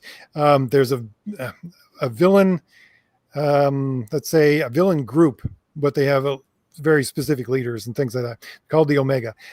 They appear for the first time in Thomas Valiant #2, which is coming out, but they also are in the Artemis book, which is an offshoot of the Thomas Valiant universe, because Artemis is actually in Thomas Valiant #2 with Cardinal, because they are separate characters, and they're basically I don't know what you'd say. It's almost like some of those X-Men villains from the late 80s. It's Yakuza meets the Reavers. Oh, okay. What was I going to say? I forgot what I was even going to say now, but I'm already planning the return of in the first issue that Boss Moxie had the 3 girls. Well, Boss Moxie's a moron. He doesn't realize, but he's being manipulated by the redhead. So she is going to be terrifying in her return. I'm thinking up her costume. She's going to change her name. She's going to take over the gang. She's going to take over Boss Mox. But Boss Moxie is going to be the fall guy. Like, I can't wait. She took a life on her own because somebody, I just threw in a line of dialogue, and people like, oh, what's her name? Because they were supposed to just be like 3 hot chicks. That was all I thought about them. You're going to be a supervillain. You got to have 3 hot chicks. And then I gave her a line of dialogue, and then people like, oh, what's her story? So I was like, oh, yeah, all right. She's a redhead. She's Irish. And then a whole big thing came out from her. So Mal, she's the dangerous one. The blonde is the one poor girl. That's all I got to say. Once you find out her story, poor girl. Yeah, Thor reappeared. Would you consider Thor a villain in your comics? Oh, definitely. Yeah. Absolutely. Thor is a villain. Thor is always a villain. I mean, unless you're, I take my cue from actual mythology. Unless you're an actual Viking living in the past, they're the only people who could see Thor as being any kind of a good guy. To anybody else, you read Thor mythology, he is evil. He's a dope at best. Yes, at best. I just reread because of that Santa Claus story that I'm doing. I reread a lot of Norse mythology. I told you a story about when I was in college in Albuquerque. I took a Tolkien class, and I sat next to this kid, and he was this wispy blonde, and he had a chain around his neck with like an emblem, like my hammer. He had basically this hammer miniaturized around his neck, and I was like, "Oh, that's cool. I love that. What is that?" He goes, "Oh, it's Mjolnir." It's like, "Oh, cool. I love Greek mythology." It's like, "Yeah, I'm a disciple of Thor," and I started laughing because that's ridiculous. It's like, "Oh, I worship Hermes." Like I probably said something stupid like that, and he like, "No, really," and I was like, "Yeah." He's like, "Yeah, I worship Thor," and all I could think of was like, this was the wimpiest guy I've ever seen. So I said to him, why are you worshiping Thor? I said, you're going to go to hell. And he goes, oh, what are you, like one of these evangelical Christians? I said, no, you're going to die the straw death. You're not going to die in combat. You're not, you're going to get old. I said, look at you. You haven't been in a fight in your whole life. And he just started laughing. He thought it was the funniest thing. I was like, you need to worship another God. Okay, you want to reject Christianity, reject Christianity. But Thor is not the solution, especially to a guy like you. Like if you were a biker, maybe I could see you worshiping Thor. I said, but here you are, you're studying the Elven language. He's reading the similarity in Elvish. You know what I mean? You're not going to go out and bar fight. You're not going to die in battle. And he thought that was so. I went home that night and I wrote an article for my school newspaper, the new pantheon of gods to worship, and one of them, the god of interest-free student loans, the god of infallible contraceptive, things like the god of no hangovers, like stuff that college students actually need. And of course, the school newspaper printed it and then basically called me a racist, whatever. Even back in the 90s, political correctness was bad. But I just thought this was the funniest thing. Like this was like the most studious guy. It's like, you were the last person to worship the warrior god. Just as an aside, John, there's another thing we have in common that we both wrote for our student newspapers. Yeah, most of my article, that was the only one that got printed. They wrote an advice column that they were horrified. I can remember people giving me the side eye when I was writing for our high school newspaper. It's like, this is the moron who wrote that. I got to see if I could find my advice column. But they said we needed an advice column. And it was funny because they had a picture of this fat black woman, and she didn't really exist. Somebody just found this picture, and that was the conceit. That was the Dear Abby. It was supposed to be coming from her. So I wrote in the voice of a fat black woman, and it was like real advice. It was like, get up off your ass and do something. You make me sick. That's how I answered everything. Like, what would your mother say if she saw you doing that, you whore? And they were like, no. they submitted one article. They would not take it. They were laughing as they read it, but they wouldn't print it. And then we had like an alternate school newspaper, and I took a big picture of one of the fattest men from the Guinness Book of World Records, and I took that picture and I put my real name on it, and I wrote articles, but that was my picture. You know what I mean? Just to be funny. And when people met me, they're like, "You don't look like your picture." I'm like, "You don't recognize me." Like, people are morons if they didn't know that was a joke. This John guy should not be given. Yeah, don't listen to me. I'm a moron. Yeah. Oh yeah.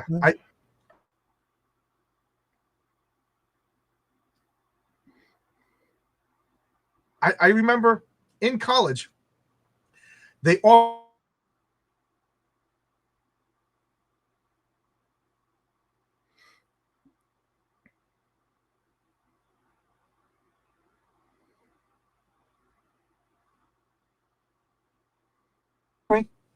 Did you lose me? So you better believe I signed up for the women studies class, and I signed up for the non-white. And they were like, no. And I was like, why? I said, is this therapy or is this education? Can I go to the non-white or the white-only math class? The white-only literature class? I said, so what's going on now? Like, why are we segregating? We're back to the teacher dropped the class that semester rather than allow me in the class. It was my senior year, so who knows what they did after, but they got rid of the class rather than accept me into the women's only female study class. I mean, you never know. I could have studied and become a woman by now if only I was in the class. I can remember fourth year university. I took a class that was cross-section listed as feminism, and I lasted one class, and I was like, nope, sign me into this thing. Yeah. Even back then, I remember arguing with my professors that I said, all diversity means is less white people. What's wrong with more white people? And I remember arguing with one of my professors, and I said, oh, diversity is blah blah blah. I said, how is me sitting next? I said, I don't even know this guy's name sitting next to me. I said, what difference does it make if this person's Pakistani, Indian, black, white, Irish? I said, how does that change anything? I said, so how is me sitting in a diverse classroom make anything better? I said, we don't talk, we don't hang out. I said, this guy's a white guy, and I'm not hanging out with him. The kid next to me is just like, thanks a lot, asshole. Basically saying we're never going to be friends. But yeah, I could have been a transformer. More than meets the eyes. So even back in the 90s, I remember arguing with people. Like every time anybody said diversity was our strength, I said, no, it's not. Diversity killed the Roman Empire. Once the people started thinking that they weren't Romans and they were local, they were some. I don't even want to get into that, but they believe that population replacement killed the Roman Empire too. I don't know. I mean, does Nigeria suffer from a lack of diversity? Why or why not? Why is only Europe? Well, white people are what, 7% of the population, and we're suffering. We weren't suffering. We're doing pretty good in the 60s and 50s. I don't know. Everybody wanted to come here. Such a sufferable place. I don't know. It seems like we've exhausted all our topics and we haven't talked in months. No, that was it's good to catch up. That's for sure. Yeah. Definitely, especially if you're going to be working this schedule for the next couple of months as well. Yeah. Pretty much, I think they said till February, but that's the way it always is because I think they break it into quarters and they budget the money, and it's more money to work this shift. So they'll see how much gets done and then budget for the next quarter. So, it just that. So the next time we could do this is a Thanksgiving week. There's no night shift, so I'll be working a regular shift. So if you want to do like Wednesday night or Monday, Tuesday, or Wednesday, because I imagine Thursday and Friday you'll be doing something. So if you want to do comic book team up, then that'll be unless you want to do it after midnight, which I know you don't want to do. Yeah, we'll give that some more consideration, depending on how long this lasts. But yeah, definitely for Thanksgiving. Yeah. So I miss talking with people. I haven't really, because people still message me. Can I come on your channel? I'm like, yeah. Do you want to talk at noon or do you want to talk at midnight? And most people have regular jobs. They can't do it. I don't blame them. It's killing my channel. Have you been getting like less and less subscribers? Because I've been hearing that there's like a bot purge. No, actually, my subscribers are going up and up, and I'm getting.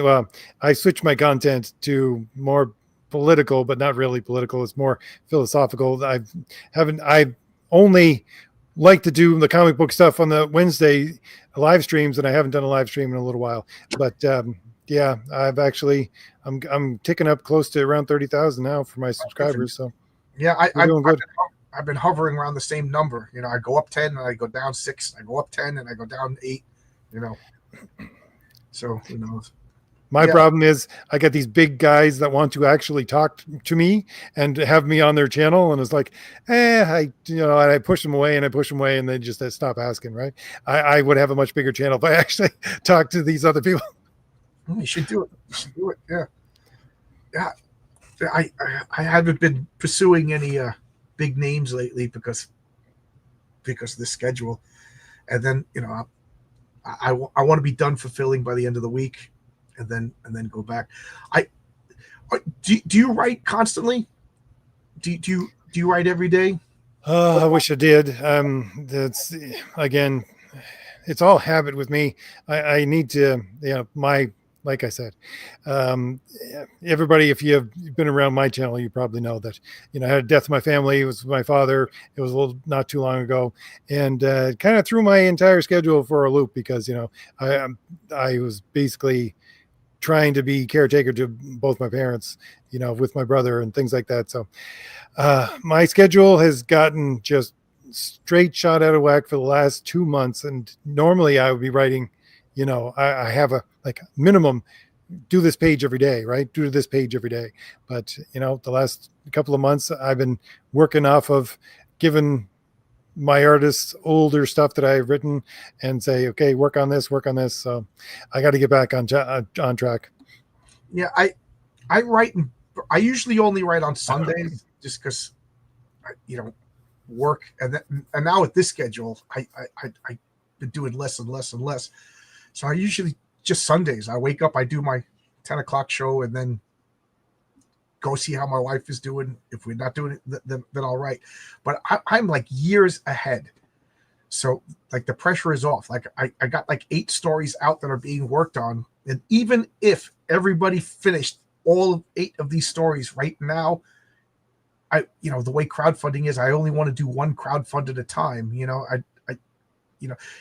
It'll just look bad if all of a sudden I release 3 different campaigns, So I got like 2 or 3 years worth of stories. But I want to my plan is Renzo is working on Patriarch #1, and then right after Patriarch #1 he's going to do Heroic Tales #3. He's doing both stories. That's going to be the second part of Mary Sue, and then the introduction of the Raven, and then from that he's going to start doing the artwork for the Santa Claus story. And by then I'm hoping that everybody else that I'm working with, they'll start handing in their stories, and then I could have like Heroic Tales #4 with like Stippling Vaughn and Arkham, or whatever. And then somewhere I got this secret project that should be done pretty quick, so I might sneak in a campaign before Patriarch #1. But I'm not supposed to talk about it. Every time I talk about it, I get a raised eyebrow by the guy I'm working with. He's like, yeah, I just make notes. Like, I mean, I got so many new stories coming into my head all the time, but I can't sit down and write them because it would take away too much time from what I'm working on right now. So I just make notes. You run your own business. You're chopping wood. You're out there fighting the goblins and the orcs out in the dungeons where you live, up the steps. Yeah. Life gets in the way, and then losing a dad is one of those life-changing things for men. When women lose their moms, it's life-changing, and when men lose their fathers, it's life-changing. So, your dad was in his 90s, all right? No, he was in his 80s. Oh, okay. But, yeah. Still too young. It was just the way it happened was not particularly nice. Yeah, but my dad went suddenly, and my mom was going in for open heart surgery, so the spotlight was on my mom, and they told us that she had an 85% chance of not surviving. That's how bad health she was in. She was already on oxygen, and she survives because my mother's too stubborn. So now we're taking care of my mom. She's bedridden, on a machine for oxygen, not supposed to survive the surgery, but she survived anyway. And then my father drops dead. You know what I mean? It was a total shock. Oh my God. You know what I mean? We did not expect it. So that was like, I look back at it, I think that was a blessing in disguise, because my dad was a big, tough guy. Do I really want to see him dwindle and diminish? I think that was for the best. I think that was a blessing in a weird way, and then my mom didn't last too much longer after that, because, I guess she was just like, what's the point, but they were both 72 and I'm 57. So I want to make these comics, I don't got time to wait 5 years between issues. Yeah. And the great thing for me, but the worst thing for right at this moment is my business, which I set up to my normal business. I set up to run basically by itself, and I'm quality control, but it's basically set up so that we do the best when everybody else is financially doing the worst. So we're doing gangbusters right now, and I'm stepping into a third position, and just like the guys that I have working for me, it's like they need me to supplement them for their work. So I'll tell you, there's a lot of stuff going on. It's like the couple of weeks that I was away is probably the largest weeks for business we had, and I was working 8-10 hours while I was trying to be on vacation. So yeah, no, there's no people say, oh yeah, the owner of the business is just profiting off of everybody's labor. It's like, yeah, well, you also took all the risk. You also, bought all the fax machines that everybody else needs, and you know what I mean. Like, go ahead, start your own business. If it's so easy that to just rip off the workers, go ahead, get. I see what the owners of my shops go through. Yeah, these guys are multi-millionaires at this point, construction for the airport, but like, they're getting sued. Anytime anybody gets hurt, they got, you know what I mean? In construction, the most difficult part of construction, believe it or not, is getting paid. And I'm not talking about me getting paid. My boss, he has like a year's salary for everybody in an account. You know what I mean? But like, him getting paid from the customer is bad. And think about it. You got 100 employees. We do pretty good. We do pretty good for what we do. You know what I mean? I could break down what I make a week and you guys can be like, what? But just imagine floating the salary for 30 or 40 of us and the customers dragging their heels. It's so many small shops go out of business. That's why they all do these Port Authority jobs, because they know that they're going to get paid on that particular day.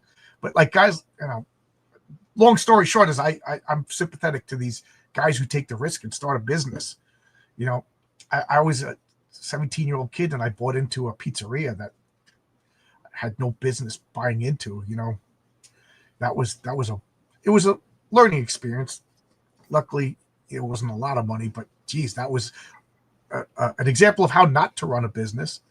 So I'm glad I did that. But geez, what do they say? 9 out of 10 businesses fail.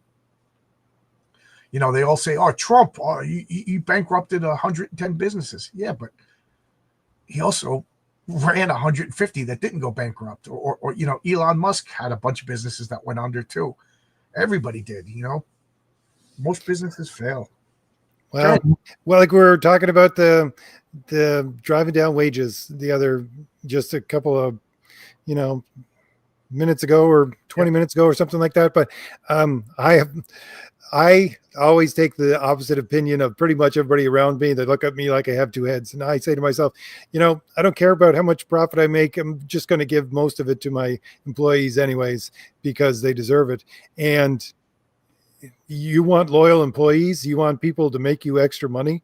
There you go. It's like, I don't purposely, I was like, I don't want to be generous. I'm not trying to be gregarious or something. It's like, I don't deserve this. I'm giving it to the guys who are doing the work, but that has like doubled their productivity and just made me more money. Right. What is the one rule of the industrialist? To pay the highest page, to pay the highest wage possible for the shortest workday possible. Isn't that what John Henry Ford said? Because these capitalists realize that happy employees that you don't have to constantly retrain, and they'll stay out of loyalty because they got it good. That's capitalism. All of this other stuff, like, working at the DMV when you can't get fired, that's not capitalism. All these postal workers that, like, they just, you go into the post office and they're just like filing their nails and ignoring you for 20 minutes because I was told a conversation that 3 of my former employees were having. Like, I wasn't there, but someone else was telling me about it, and they were talking about working for me. And I was reported back to me that basically they were saying, "Oh yeah, it's great because he's no nonsense. If you make a mistake, he's going to point it in your face and say, 'This is a mistake. Fix it. Get it done. Move on.'" It's right. Like, that's me. I don't understand these people who coddle their employees. I don't understand these people who everything's based on some kind of, emotional connection. I was like, get your work done, get it done well. We're going to do this as quickly as possible so you can get back to your life. Right. We're not friends. We work together. We're not, I remember I worked, I came from teaching, now I'm on a construction site and I did something wrong. And I just remember the guy didn't say anything. He just picked up what I was doing and threw it against the wall, smashed everything, and then said, "Start all over." You know what I mean? Like, okay. I guess it's if I was a school teacher, I see the merits of what you did, but you know what I mean? Oh, picked it up, can't use it. This is useless. Start all over. This is the way I told you to do it, and then goes back to doing something, and I'm like, this guy's an asshole. And then I realized he's 100% right. We don't have time to do it the wrong way. There's electricity. People get killed. Yep, and it's like,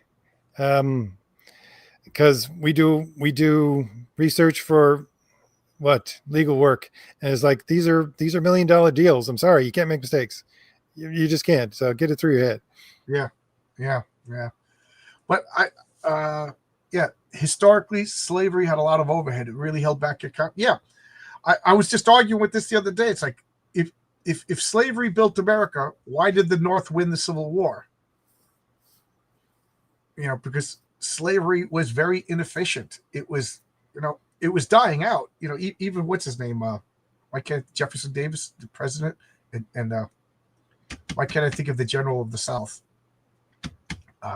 They thought it was on its way out, and even Abraham Lincoln said it was going to die. It was dying out. It was on its way out. So, what, less than 1% of the population of the South even owned slaves.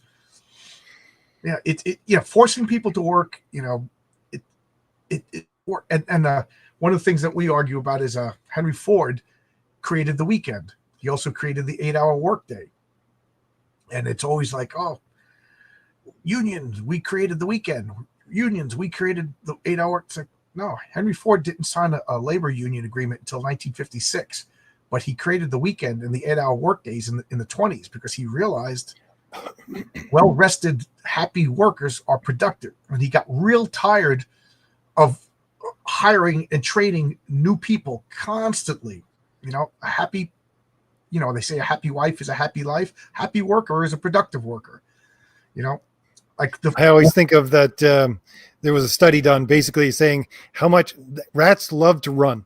If you put like a treadmill for the hamster out in the middle of a field, a rat will find it and just run on it because he wants to run. But if you put the same rat in a treadmill that is hooked up to a motor and he has to run, like they did brain scans while they're doing studying these rats. If you make the rat run because it has to run, it doesn't want to run. Like literally. Yeah. The that Tolkien class, I had to read so many chapters per week, and I couldn't do it. I hated it. But I read The Lord of the Rings before I took that class, and I read it over in the Silmarillion after that. But when I had to do it by a certain time, I resented it. So, yeah. Rockefeller created 9 to 5. I thought it was Henry Ford. I thought it was Henry Ford with the Ford plant. And that whole thing about he raised the wages so that his own workers could buy the car. He would have went out of business if it was only his workers could afford the car. You know what I mean? VAT control. Keep up the good work, John. Thank you. New name. I don't know if I know you under another name, but looks like X. People coming in from X. But I don't know what else to talk about, RJ, and I kind of want to get back to I've been bagging and boarding all days. I ran out of backing boards, so I got 400 backing boards, and I'm bagging and boarding comics, so I can continue shipping stuff out. Well, that's the one thing that I'm going to miss because of all of North America is now under basically a shipping ban. This is the way I look at it from country to country. So you're gonna have to print in the country that people are buying from. So I'm not going to be doing any bagging and boarding anymore. I'm going to be doing print on demand and things like that, or going over to RJ at Critical Blast and getting him to do stuff because it's mostly Canada and America, and you cross that border now with a piece of mail and you're hurting. And it's just, it's one of the things that I had to learn over the last couple of years, and I really got good at it and I loved it. And I was bagging and boarding my own books, and it's just, can't do it anymore. I enjoy bagging. I'm going to put on Gravity Falls. Season 2 is so good so far. I'm 3 episodes in. It's conspiracy theory, the cartoon, loving it. But I just put it on and I bag and board. But I got 3 Canadian orders boxed up and ready to go. I just didn't buy the postage yet, and I got one for England. And I'm going to save it for the end because I got to go to the post office and I got to do all the paperwork. My wife just sent me a message while we were talking. She's from Winnipeg, Canada, and she every once in a while, like every few months, she'll order from Canadian Favorites. It's a company. It's just a guy who goes to the supermarket and he buys stuff that you can't get in the States, and he boxes it up and he sends it. So we get like hickory sticks and Kraft Dinner. It makes me laugh that it's mac and cheese, but in Canada they call it Kraft Dinner. I laugh every time I see the box. I don't know why. So we get our Kraft Dinner, hickory sticks, and some other like Canadian Smarties and stuff like that. But they and this dip that she loves, but it has to be refrigerated. This is the second time it got returned. So this poor guy is losing his business, you know. So my wife is like, we order stuff from Canada, and so she's warning me, like, you're going to send your comics to Canada and they're going to get sent back. So I'm waiting to the end. I'm hoping by next week things are going to change, but I'll find out what I got to do because UPS is my wife was telling me that they're trying to get rid of the postal service in Canada, house to house service. Oh yeah. Yeah, it's they're losing money hand over fist, and it's just ridiculous. I mean, one of the guys I had doing the posters for Crom the Destroyer, Eric, he's in the States. I'm not sure where exactly, but he tried to send me, like he said, I don't want these original pieces of art. I'll send them to you. He sent them to me, and I received them, and the post office called me up and said, okay, these are original pieces of art. In order to get them through customs, you need to give us $700. I'm like, nope, send it back. Send it back. I am not paying that. Yeah. You have to fill out a little customs form. What is the value? And I was just like, this is my comic book. It's worthless. you know what I mean? And then they make up a value. So like, what is the value? It's nothing. It's a freaking comic book that I made. You know what I mean? The value. It's a $10 comic book only because I have to collect the money. Otherwise I can't make it, but whatever. So Canada, if you ordered from Canada and you didn't get your comic, I'll send you the file because you already paid for the physical comic. And then like I sent RJ, I sent Renzo a box full of comics and t-shirts, stuff like that. And it sat in Mexico for 3 months and then they sent it back. So it's like, I was just talking to Renzo this morning. I was like, I gotta pay like $100 for a courier service to get to Renzo, but he gets like 10 comics. He gets Renzo. If you work on my comic, you get one of everything at least. You know what I mean? So I owe him from issue 1 because it came back. So I said, hold on. Next week when I'm done fulfilling, I'll put everything from issue 2 in the box, and you got to tell me which service. I take the mail for granted. I know in America we complain about the mail service, but it's not that bad really in the grand scheme of things. It's written into the Constitution that the post office is one of the 3 legitimate powers of the United States government. I don't know, but America loves our post system. I know we talk bad about it, but did you know that if an ambulance, police, and a post office all be at an intersection, the post office has the right of way? I did not know that. Yeah, that's how serious we take the post office, the mail in America. So I can't believe that Canada is trying to phase out. What, they want to have a community mailbox at the end of the block or something like that? Yep. Yeah, that's not going to work. It's like, I don't know. Like a place that I moved to here is like, I was going to stick up a mailbox, and the post office came along and said, no, you don't have enough of a shoulder for us to pull over to put stuff in your mailbox. You're going to have a PO box. I'm going, what? This is stupid. Anyway. So do you have a PO box? You got to, yeah. Well, basically it comes to the, like they've already started setting up these, what do you call them? What did you just call them? The big boxes at the end of community mailbox. Community mailbox. Yeah, that's it. They have a community mailbox. They said, no, you can use the community mailbox. Going, all right, whatever. All the third worlders aren't just going to help themselves to your credit cards and everything that comes in the mail. Yeah. it was part of the freedom of information. Yeah. Well, pick up Heroic Tales, ladies and gentlemen. The entire 3 books are done completely.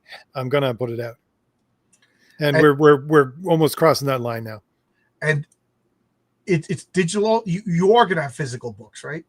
Yeah, I'm pretty sure. What I think, I'll cut my teeth on print on demand with Fade to Blue to see how that works.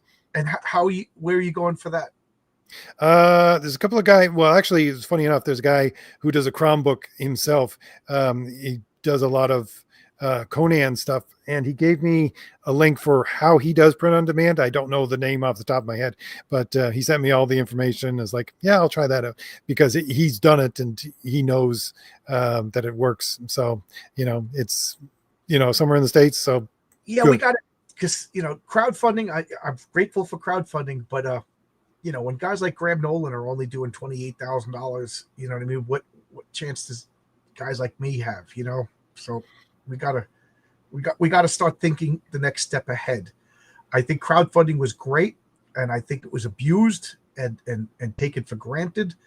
We all know who I'm talking about. And then when I brought up the fact that we can't do that, we can't charge people for an ice cream cone and then give them an ice cream cone when we feel like it. We got to give them the ice cream cone right away. And I'm the bad guy for pointing out that good business is smart business. And I'm also the bad guy for saying I don't use your money for personal tragedies. Right? They make fun of me for that too. It's not a good look, but we gotta start looking at the next thing because the big wigs abuse this system, and I think that the customers are wary. I'm hoping that all the casuals left, and maybe we can cultivate a hardcore audience, and maybe like restore some faith and these guys are good. Okay, it's not all of them. This guy's good. That guy I'm not going to back from. So I don't know. What's really funny, John? I was when I was traveling. I can't remember. I think it was Zagreb airport, and like they had comic books, like European. They were basically black and white, and they were almost like a digest, but they were Western comic books and crime comic books and things like that. I'm thinking, yeah, I mean, people can still do it. You just got to look for other avenues, right? You got to think outside the box. Were they English? No, they weren't English. Did you pick up any? The place was closed. Like I'm peering in to the duty free shop and things like that. I'm going, I want to buy that, but it was like 6 or 4 in the morning that we got there, and so no. Yeah. I don't know if you've seen what's his name, Ben Dunn.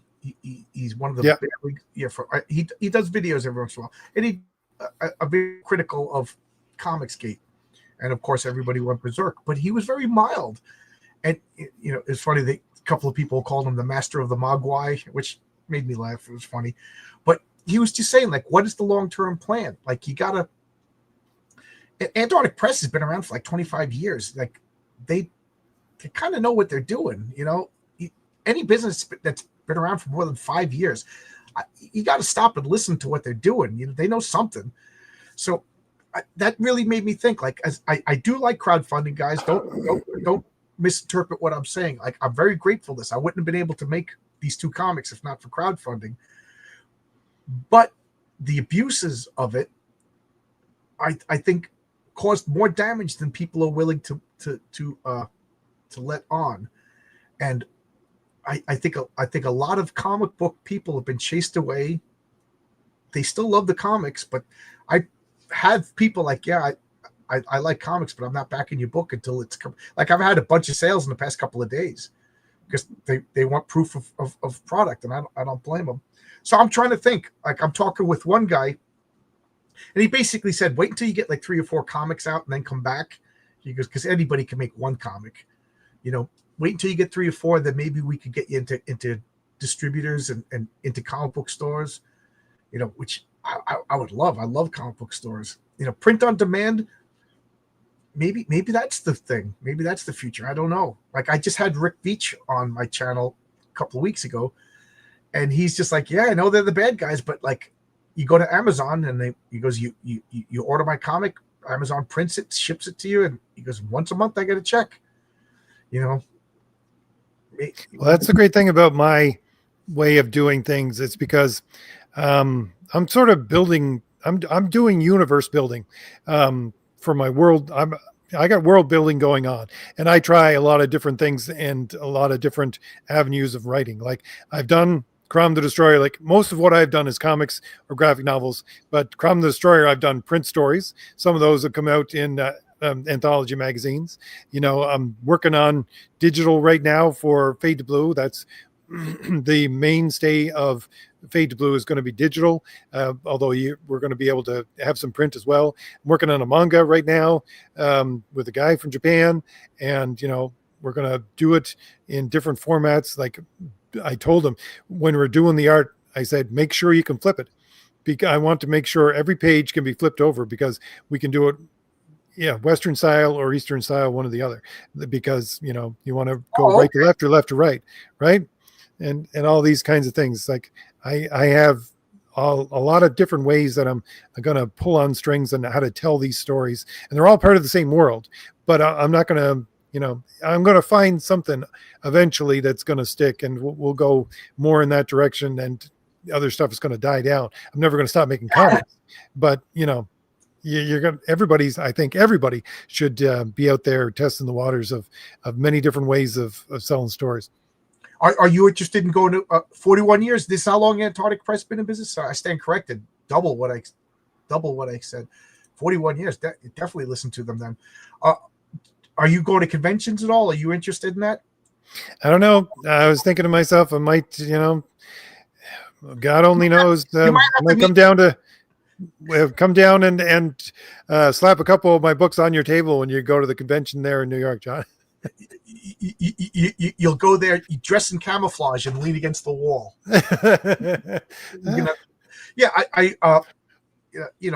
Vaughn Coleman, who does a Phenomenova, he's like every weekend he's at a different convention, and I told him I want to wait until I have more than one book. You know, that's like a one-hit wonder. You know, go sing Flock of Seagulls in concert. Then what? I already sang Flock of Seagulls, or I ran. You know what I mean? Like.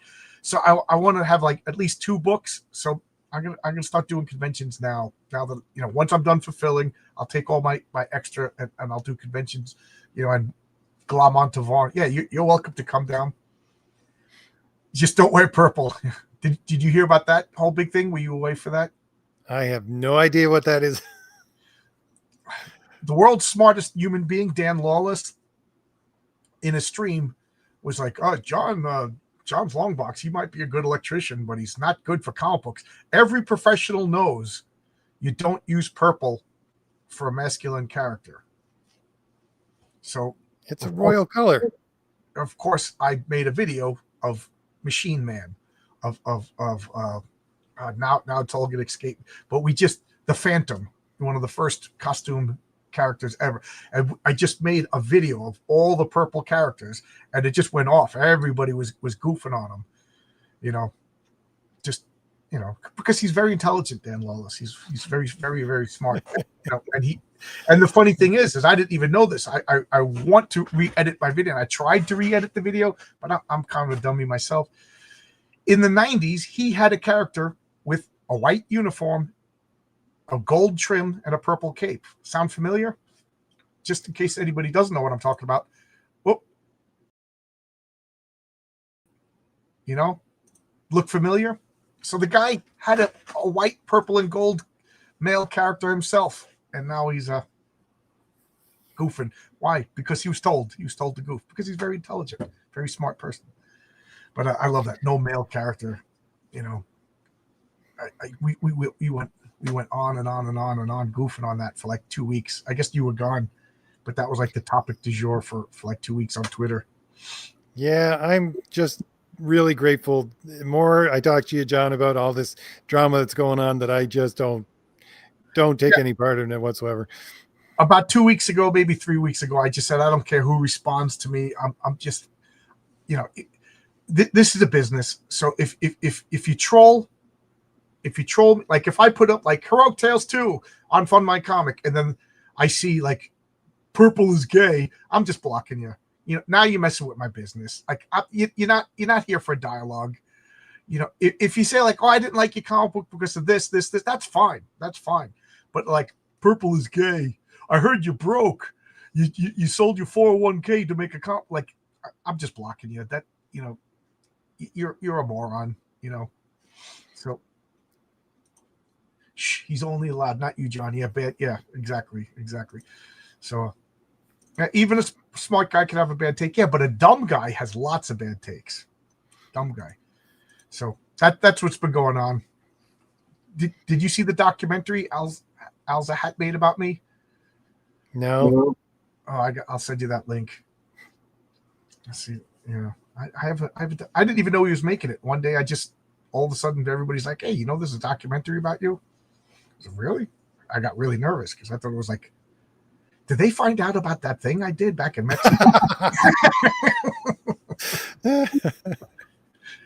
I was told that doesn't cross the border. Yeah, but whatever. So I don't want to procrastinate anymore. I got to finish bagging the board and see so I can get these comics out. All right. Well, we'll leave it at that, John. I guess I miss talking to you. It was fun every week to talk to you. We'll get back there. Yeah, we'll get back in February. This shift. I always say I could do anything for 6 months. So, this shift for 6 months. It's yeah. Sold my 401k. Yeah, that's the story. Yeah, $6,000. That's all.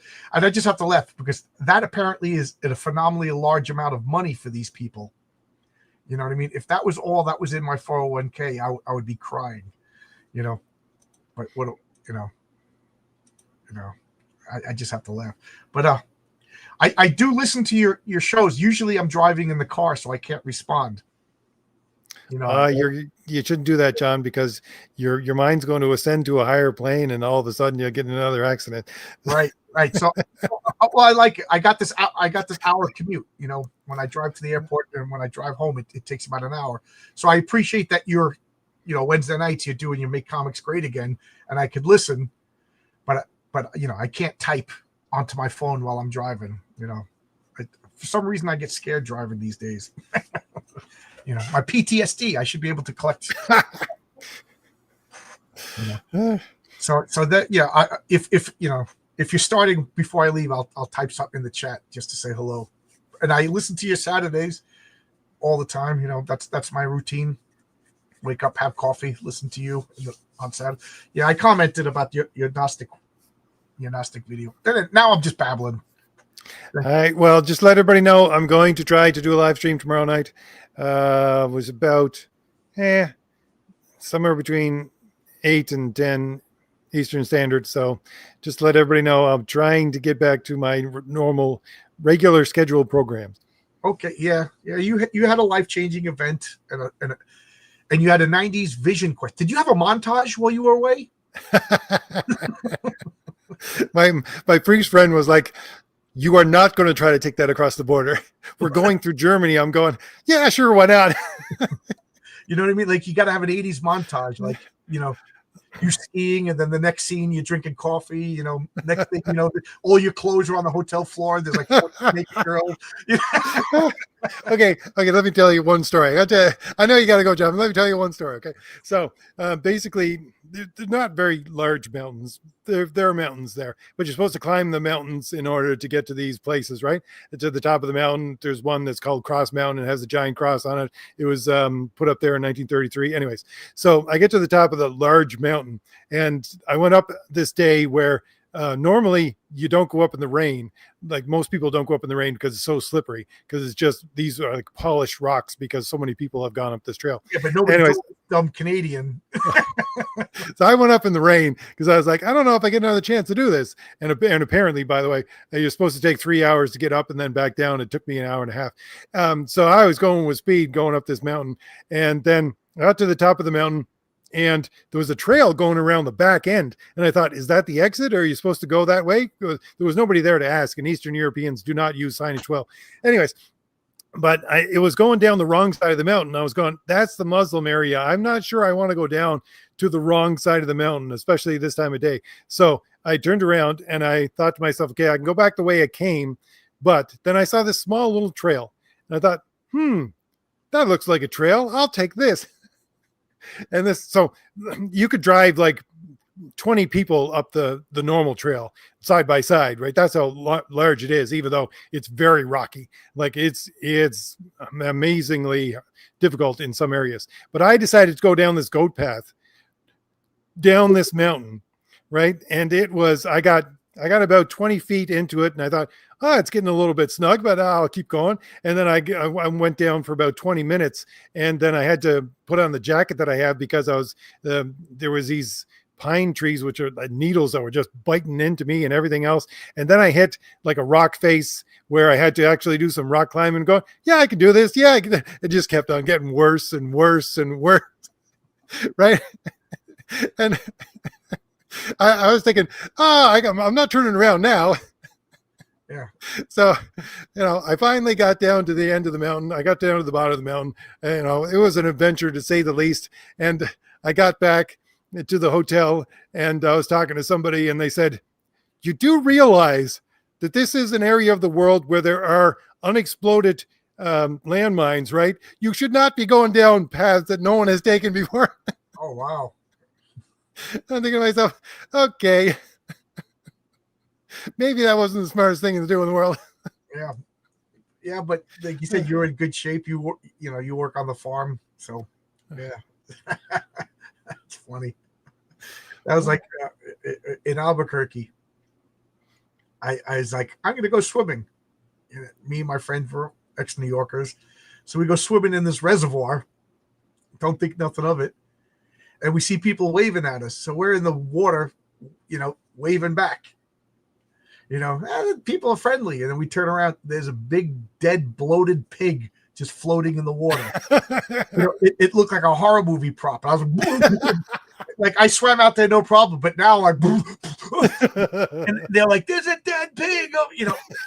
There's like snakes crawling on it. Like, what are you? I'm like, we're from New York. We don't know any better. Yeah. And I remember once we my friend Paul, he rented a red convertible and we're driving to Santa Fe. And of course we get lost. We don't know what we're doing. It's a straight road to Santa Fe from Albuquerque, but we get lost. And we're driving through an Indian reservation and we're going between these like houses, like it's like really, really bad. And all of a sudden there's just a bull in the middle of the street, just chewing big, horns. Like all it had to do was like go this way and it would touch this house, go this way. And Paul's driving and I'm like, what do you do? And he goes, so we beep. And the bull just puts his head down, keeps eating, and he beeps again and it starts walking towards us. Like, so we had to drive out of this maze, this Pueblo village backwards in a red convertible. You know what I mean? Like the people were just like, oh, stupid New Yorkers. Everybody knows you don't come down here. Like the road was all bumpy. Like you needed like an all-terrain. There's a reason why all these guys have these big not SUVs, but like 4-wheel vehicles, not a red coupe, with convertible.